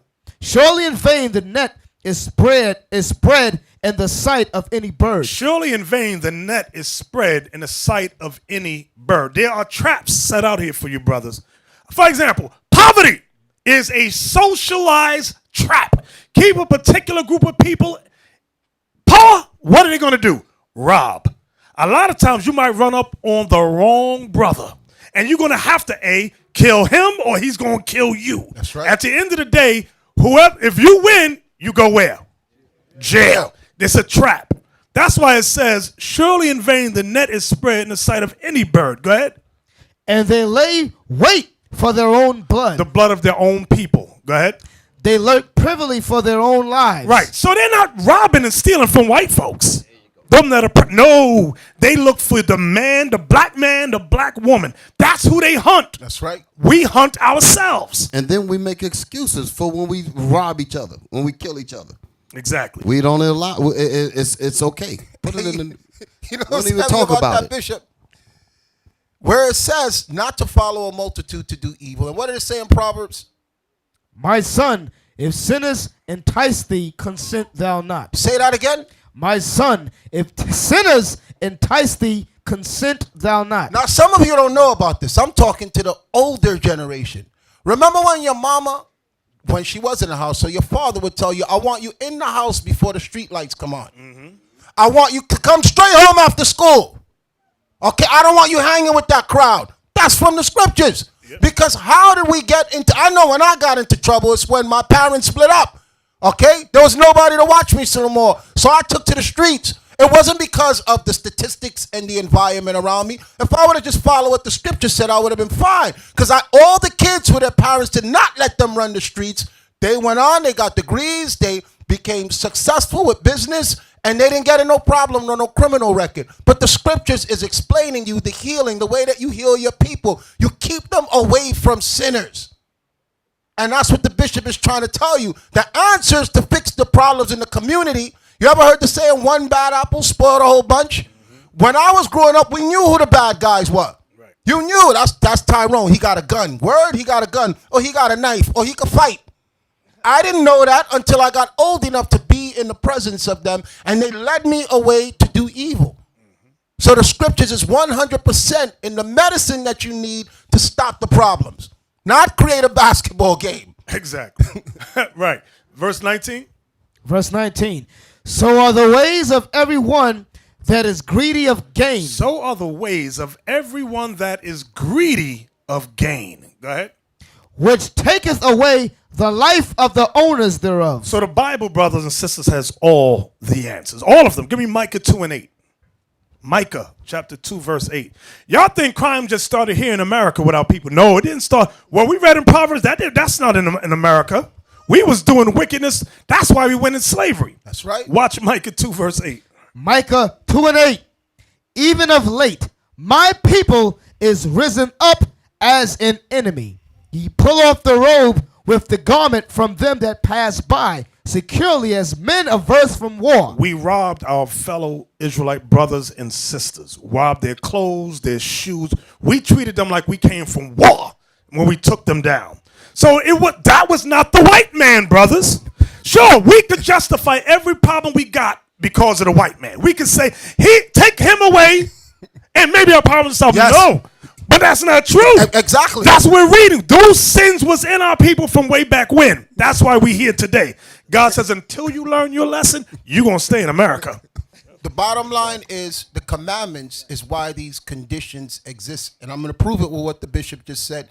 Just read real quick. Genesis chapter 6, verse 3 first. Genesis 6, verse 3. And the Lord said, my spirit shall not always strive with man, for that he is also flesh, yet his days shall be 120 years. The Most High said, I'm not letting you people live as long as you are living anymore because you're wicked. Now watch this. Drop down to verse 5. This is how wicked we was. Verse 5. And God saw that the wickedness of man was great in the earth, and that every imagination of the thoughts of his heart was only evil continually. That's how you Negroes are today. And back then when this was written, there was no white people. There was no Esau walking the earth. So y'all want to continue to blame them for all your problems and all the cause of everything. This was before the flood. The Most High said, I can't let these people walk around like this. They're going to destroy the entire planet, which is what we're bringing the earth to now because we're not keeping the commandments. We're bringing the earth to the brink of destruction. That's what's going to happen when all is said and done. Exactly. Watch this. Mark 15. Mark chapter 15. You know how it's a badge of honor to go to jail in the black community? Yes. You see, it's not a badge of honor to go to college or anything like that, but you go to jail, that's a badge of honor. A party. Exactly. They show you in the video the car's waiting for you when you come out. Exactly. The man is giving you £1. Exactly. Now, also, when you see black people kill cops, for example, remember the brother that went crazy? I forgot his name. He killed a lot of cops in California, I believe it was. Forgot his name. That dude, remember, all on Facebook, they were cheering him, cheering. Watch what the Bible says, Mark 15. No, he was a cop. The dude was a cop, but he used to be a Navy SEAL. He was a cop.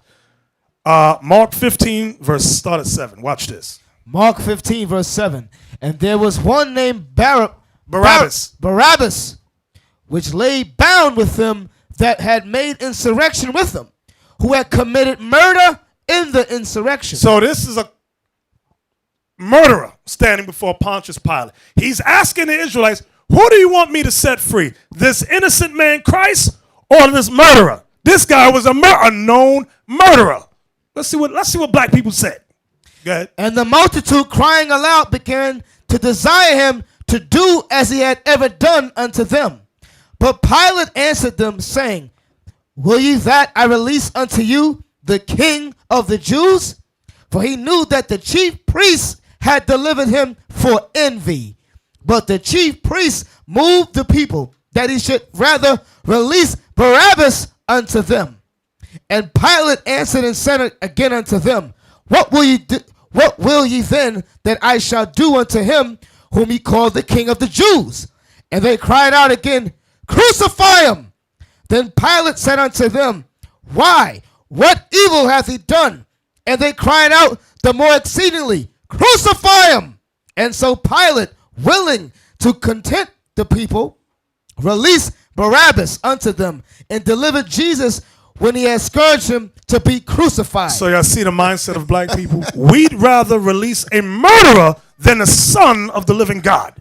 We wanted a murder. And the white man, the Pontius Pilate, the white man, said, what evil did this guy do? He did not. A Negro could not understand that and said, we don't give a damn. Release the murderer. The white man wasn't forcing them to say that. Do you men understand this? What we're reading is pertinent today. Today, right now, that's going on. Right now. And y'all got to get that through your heads. The Son of the Most High walked the earth blameless. Blameless. No record of no evil. And when he was brought before the white man's courtroom, the white man was trying to convince the black people he did nothing wrong. And the wicked, abominable, disgusting Negroes call for his death. It's the same thing today. Now, watch this. Isaiah 5:20 is going to explain our people today.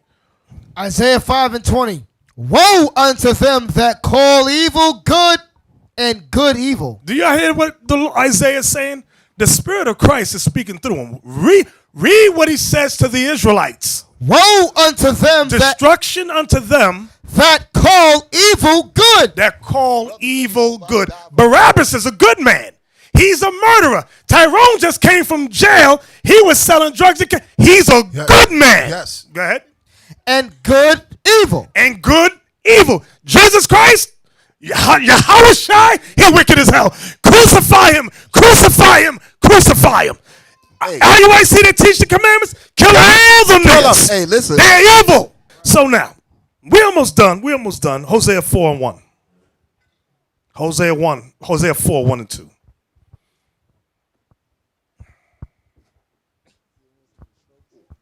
Because he got a Bible in dirty fringes. He's a man of God.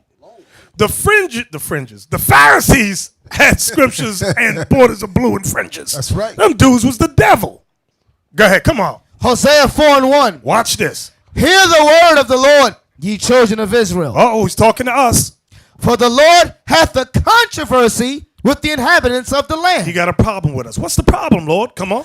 Because there is no truth. There's no truth amongst blacks and Latinos. Nor mercy. There's no mercy amongst blacks and Latinos, the Israelites. Nor knowledge of God in the land. And there's no knowledge of God in the land. Come on. By swearing. We are swearing people. And lying. We are a lying group of people. And killing. And we are murderers. And stealing. And we thieve and steal from one another. And committing adultery. I ain't got to speak on that. You know, that's how we do. They break out. What is that song? What your man got to do with me? Somebody did a song like that. Yes. And you're down with OPP? Yes. All that stuff. All the songs promoting adultery come from black people. Exactly. Oh, and that's what we're reading about. You don't see white people doing songs calling their women, bitches and hoes. You don't find that. Right. You don't see Chinese people doing. You don't see Arabs doing it. You only see blacks and Latinos doing it. That's it. That's all you see. We're the only group that does that. They go, we want respect. Nobody don't respect us. And they call it entertainment afterwards. Exactly. Read verse 2 again. By swearing and lying and killing and stealing and committing adultery, they break out and blood toucheth blood. Right, we kill each other. Now, what we're reading in the Bible, what I want all y'all to see, this is not a campaign, because people say, oh, you hate your own people. Paul said, have I become your enemy because I tell you the truth? When a white man puts their little articles up, we sit back and go, oh, that's just white stats. The Bible just said it. What we read in those articles, that's why I started there. Let the white man tell you. The white man said one thing. Now we go into the Bible, and God says the same thing. And our people get angry. It's not the white man that we get angry at, so to speak. It's really the laws, the discipline of God. That's what we as a people hate and despise. So what we're reading, if you got a problem, your problem is with the word of God. You got to look beyond the white man, his little laws. Look at what God says. What does the Most High God say? That's right. I'm going to read about what you just said. Can I read this? Yeah, or you into something? Go to where we was at, 1 John chapter 3, read verse 12. But before you read that, I'm going to ask the question, why is it that a lot of these camps hate IUIC?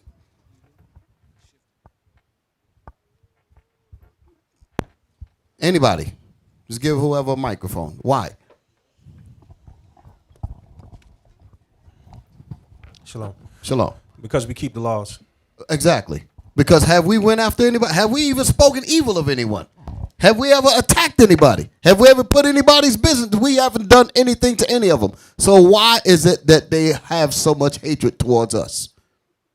We're going to read about it. Read. 1 John 3 verse 12. Not as Cain, who was of that wicked one, and slew his brother, and wherefore slew he him? Because his own works were evil. That's the answer. Because they all got sin in them. They got evil and wickedness in them. And he hated his brother.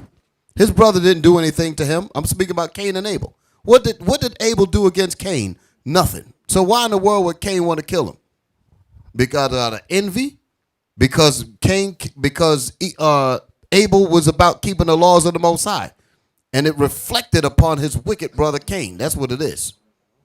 The contrast, it reflected on the wickedness that his brother was doing. Exactly. Solution now. Matthew 22. We're almost done. Matthew 22 and 36. I know it's a little late. I'm going to try and speed it up. Matthew 22. I'm doing a Yawasop here. Matthew 22, 36. Matthew 22, verse 36. Master, which is the great commandment in the law? Jesus said unto him, Thou shalt love the Lord thy God with all thy heart, and with all thy soul, and with all thy mind. Here it comes. This is the first and great commandment. Now verse 39 is the point. And the second is like unto it. Thou shalt love thy neighbor as thyself. Notice what Christ said, because everybody says they keep that first great commandment. Love the Lord your God with all your heart, mind, and soul. Christ comes back and says, well, the second greatest commandment is just like the first one. Read. Thou shalt love thy neighbor as thyself. You can't say you're obeying the first great one, but you're disobeying the second great one. You men understand that? Because the second is just like the first. Love your neighbor as you love yourself. What verse was that? 39. Read 40. Verse 40. On these two commandments hang all the law and the prophets. If you brothers and sisters can obey those first two commandments, you're fulfilling all the law and the prophets. Everyone understand that? Now, where did Christ get that from? Love your neighbor as yourself, because that is not in the 10 commandments. I'm going to say it again. Where did Christ get that from? Because that is not in the 10 commandments. I know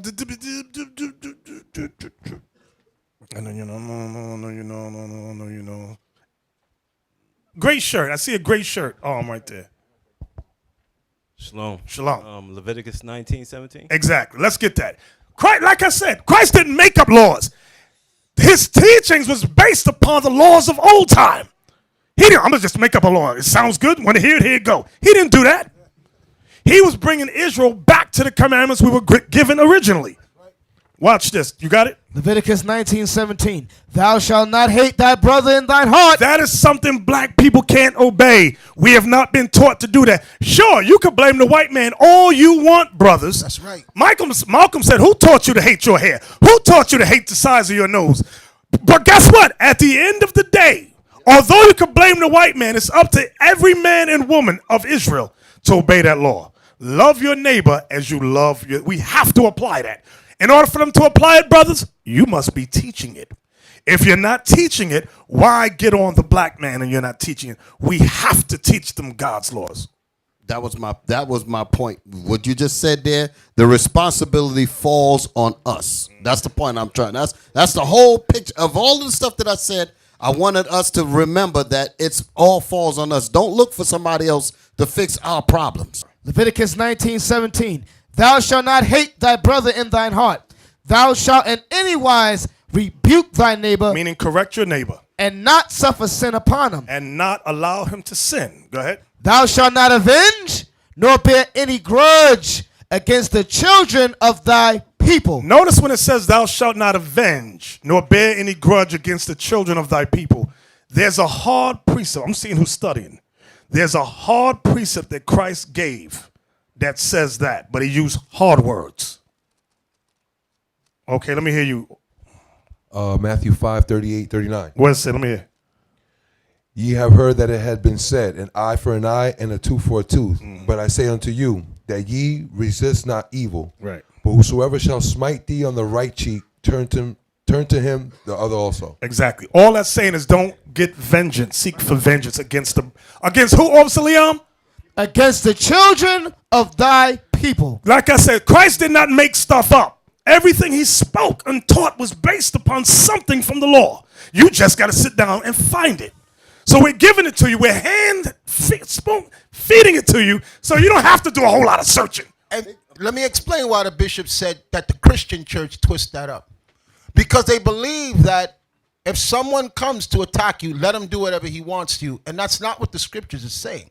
Okay? What it's saying is, let's say me and Deacon Malachi have a falling out. He's not in the right spirit now. With me turning the other cheek with him, he'll look, Deacon Asaph didn't meet my evil with evil. Now we can reconcile. Okay, you do that with someone who you know is keeping the commandments, because we may bump heads. We're both passionate men. We may get into an argument. He's standing strong on his beliefs, firm. He's not conveying his message to me, because with black people, there's a lot of miscommunication. Now we take things the wrong way, so he's jumping up in my face, ready to fight me. So what I do is I back down. I don't be like, yeah, nigga, come on, which is how black people are. I move away, he cools down, then he comes back, he's like, Asaph, I'm sorry, I didn't mean that. That's what it meant by turn the other cheek. Don't meet evil with evil. Don't get a gun because he got a gun. Don't look for another insult because he got another insult. Does that not happen in your friendship relationships, in marriages? The wife say something to the husband looking for something back, and it turns into a divorce because y'all trying to match evil with evil. Right. Instead of somebody saying, you know what? Let me calm down. So now, we're almost done. I want to talk about the last type of death is genocide. I'm going to try and I'll kind of rush this. Look up the meaning of genocide. So far, we talked about suicide. We talked about homicide. Now we're talking about genocide. There's a lot of sides out there. Come on, definition. Okay, genocide. The deliberate killing of a large group of people, especially those of a particular ethnic group or nation. Okay, so now genocide is the one that we all familiar with. Can we get the article from Wiki? Look up genocide conspiracy. A number of conspiracy theories have sprung up alleging that certain ethnic groups are secretly being subjected to a genocide. One belief is that a race war has already started but is being carried out by a covert means, often through government programs hiding some secret agenda. These ideas are the product of gigantic persecution complex, and the ones that gain the most media coverage are neo-fascist. Now, I'm not dealing with any conspiracy. I want to go down with actual things that have occurred. Okay, I'll start at black genocide. Black genocide. Conspiracy theorizing in the African American community usually takes the form of a hypothesized. Is I pronounced that right? Hypothesize? Is that a hypothesize? Okay, hypothesize. Y'all know I'm ignorant. Black genocide in which whites and sometimes Jews as well are covertly killing off the black population en masse. This often takes the form of tainted food or medical supplies intended to spread disease or induce sterility among the black population, a la Tuskegee syphilis experiment. I wanted to start there because that was a real experiment. That was not a conspiracy theory. That was real. Now, real conspiracies. While historical oppression of blacks has been at the heart of these conspiracy theories, two incidents of real conspiracies in particular in the United States seem to drive many of them. The first is the aforementioned Tuskegee experiment, in which hundreds of black men were unwittingly recruited into a secretive study of syphilis in return for free health care and food. They were already infected with syphilis, but not told this, while being assured that the treatment would cure or prevent a made-up ailment the examiners diagnosed them with. Meanwhile, when penicillin, an actual proven cure for syphilis, came along, they were not given it. Nearly all of the men went on to die from the disease, but not before infecting others, including their spouses and children. The second was the discovery of COINTELPRO, an FBI program that infiltrated civil rights groups such as the NAACP, among others. So, with that, I want to deal with genocide there. We talked about COINTELPRO. We're going to come back to that. Go up. Notice it says, I saw AIDS somewhere. Okay, AIDS conspiracy theories and denialism. AIDS denialism and related conspiracies are probably one of the most popular components of the black genocide theory. The disproportionate effect that AIDS has had on the black population has led to conspiracy theories that the disease was introduced by the CIA, CDC, or some other infamous organization in an attempt to kill off blacks. This conspiracy theory had severe effects in Africa. There it often cross-pollinates with big pharma-related conspiracy theories, pharmaceutical.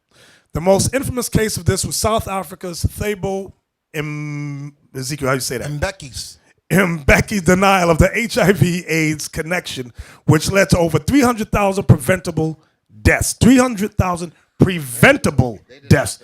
They didn't have to die. They could have prevented it. Now, I remember growing up, they said the black woman was having sex with monkeys. Yes, Remember that? yes. The white folks were saying that. Yes. And then when that disease started hitting the gay white man population, then they started looking for cures and all of that stuff. Right.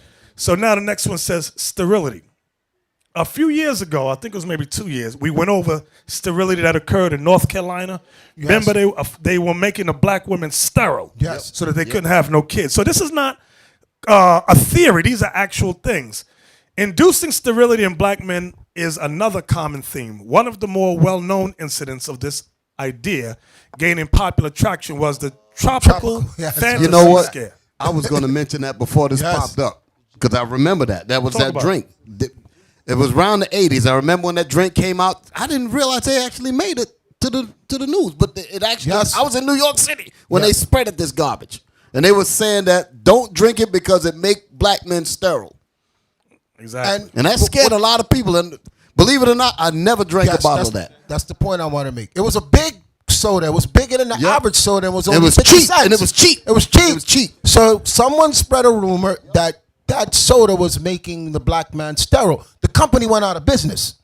I saw a report of the owners speaking, and they was like there was nothing they could do to stop it because it spread like wildfire. So people stopped buying it. And if people saw you drinking the soda, they'll be like, yo, you ain't going to have no kids. Don't drink that. Y'all remember that? Okay? Now, wait a minute, Digga Days. I'm going to be real quick. That goes to show you because who stopped drinking it? Black people. Black people. And what happened to the company? Went out of business. That shows you how powerful black dollars are.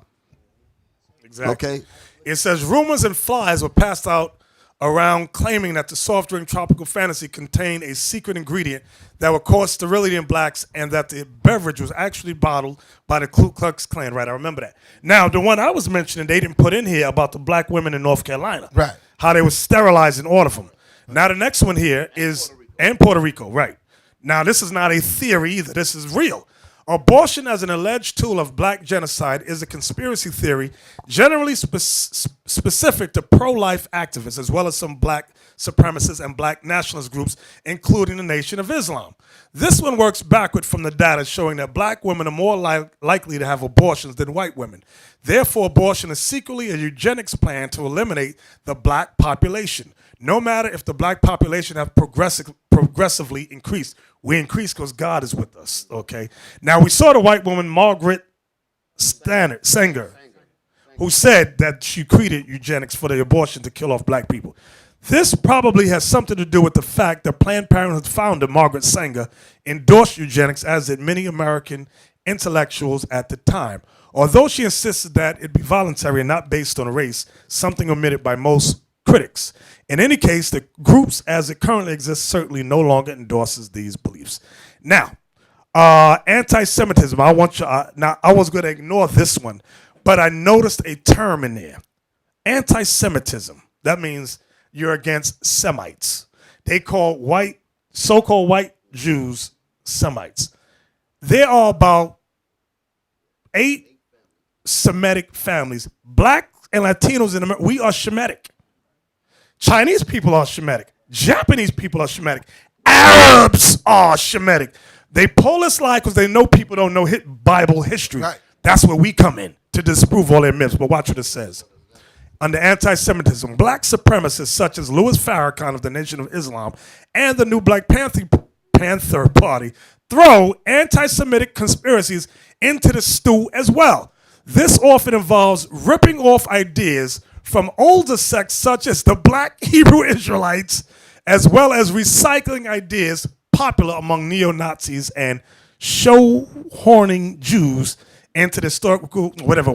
But I want y'all to see this. The line that struck me is that where it says, this often involves ripping off ideas from older sects such as the Black Hebrew Israelites.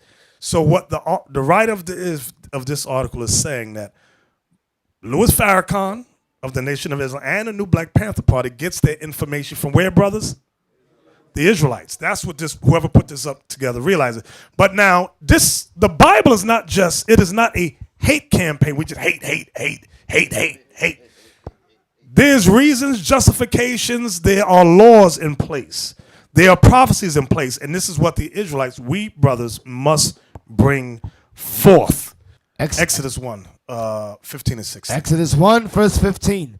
And the king of Egypt spake to the Hebrew midwives, of which the name of the one was Shiphrah, and the name of the other Puah. And he said, when you do the office of a midwife to the Hebrew woman, and see them upon the stools, if it be a son, then ye shall kill him. But if it be a daughter, then she shall live. So now that was not a theory. That was something that actually happened. Go to Matthew 2, 16 to 18. Matthew chapter 2, verse 16.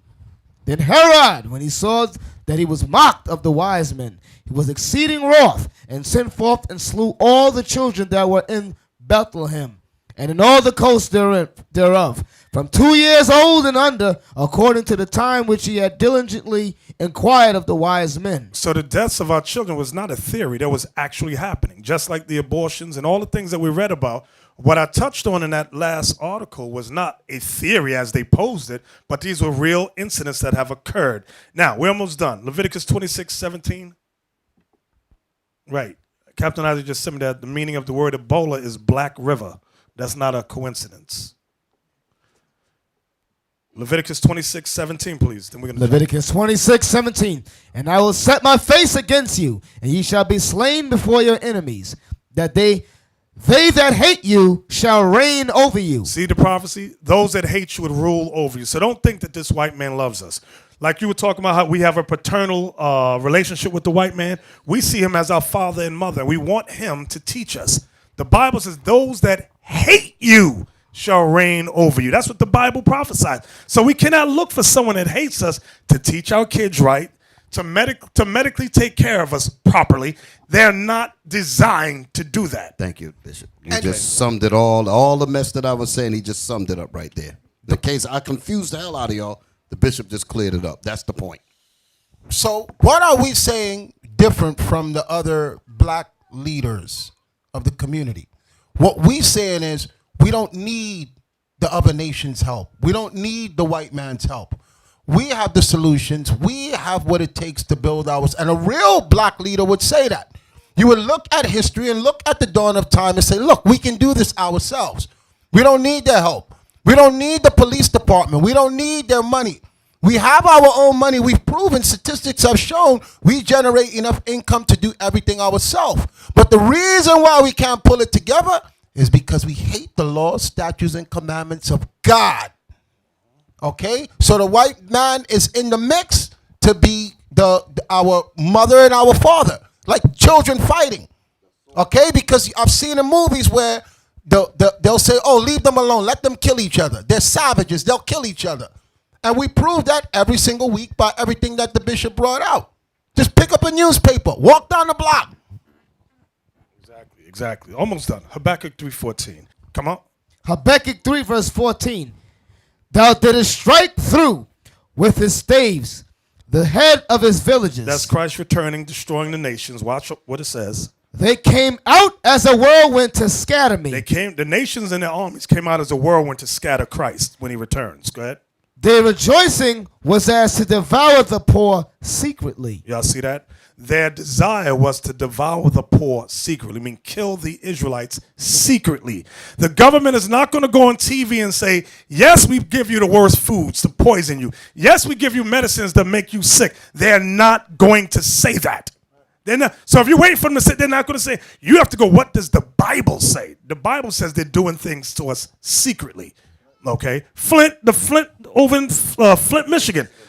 The water's poisoned. All that. Oh, we made a mistake. There was no mistakes in the poisoning of that water. No mistakes. Because it's been going on for years, and they've known about it. And now they want to blame the leaders. They want to blame the governor. They want to blame the people in position. All they do when something happens is find a fall guy. Right. Okay? And then give him a job someplace else and fire him. And you black people rejoice like they did something for you. Exactly. They did some great thing to fix the condition. Exactly. Almost done. Psalms 50:21. I'm rushing. I just got two more. We finished. Psalms 50, verse 21. These things hast thou done. All the wickedness that Esau does. Go ahead. And I kept silence. God has kept silent for a long time. Go ahead. Thou thoughtest that I was altogether such an one as thyself. That's why they paint God as white, Christ is white, the Israelites white, the angels are so-called right. but they're really red.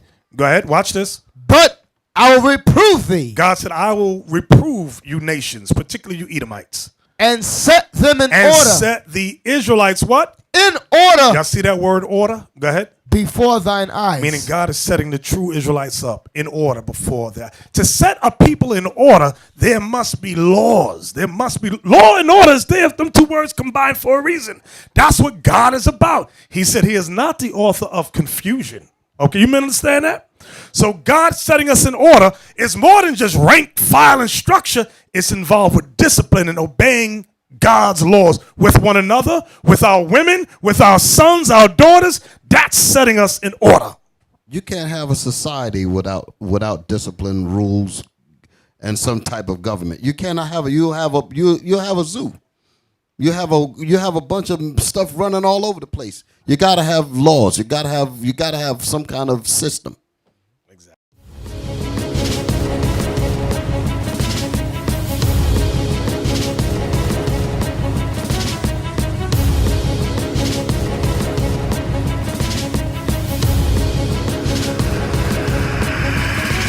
Shalom, Israel. I'm Elder Nathaniel of Israel United in Christ.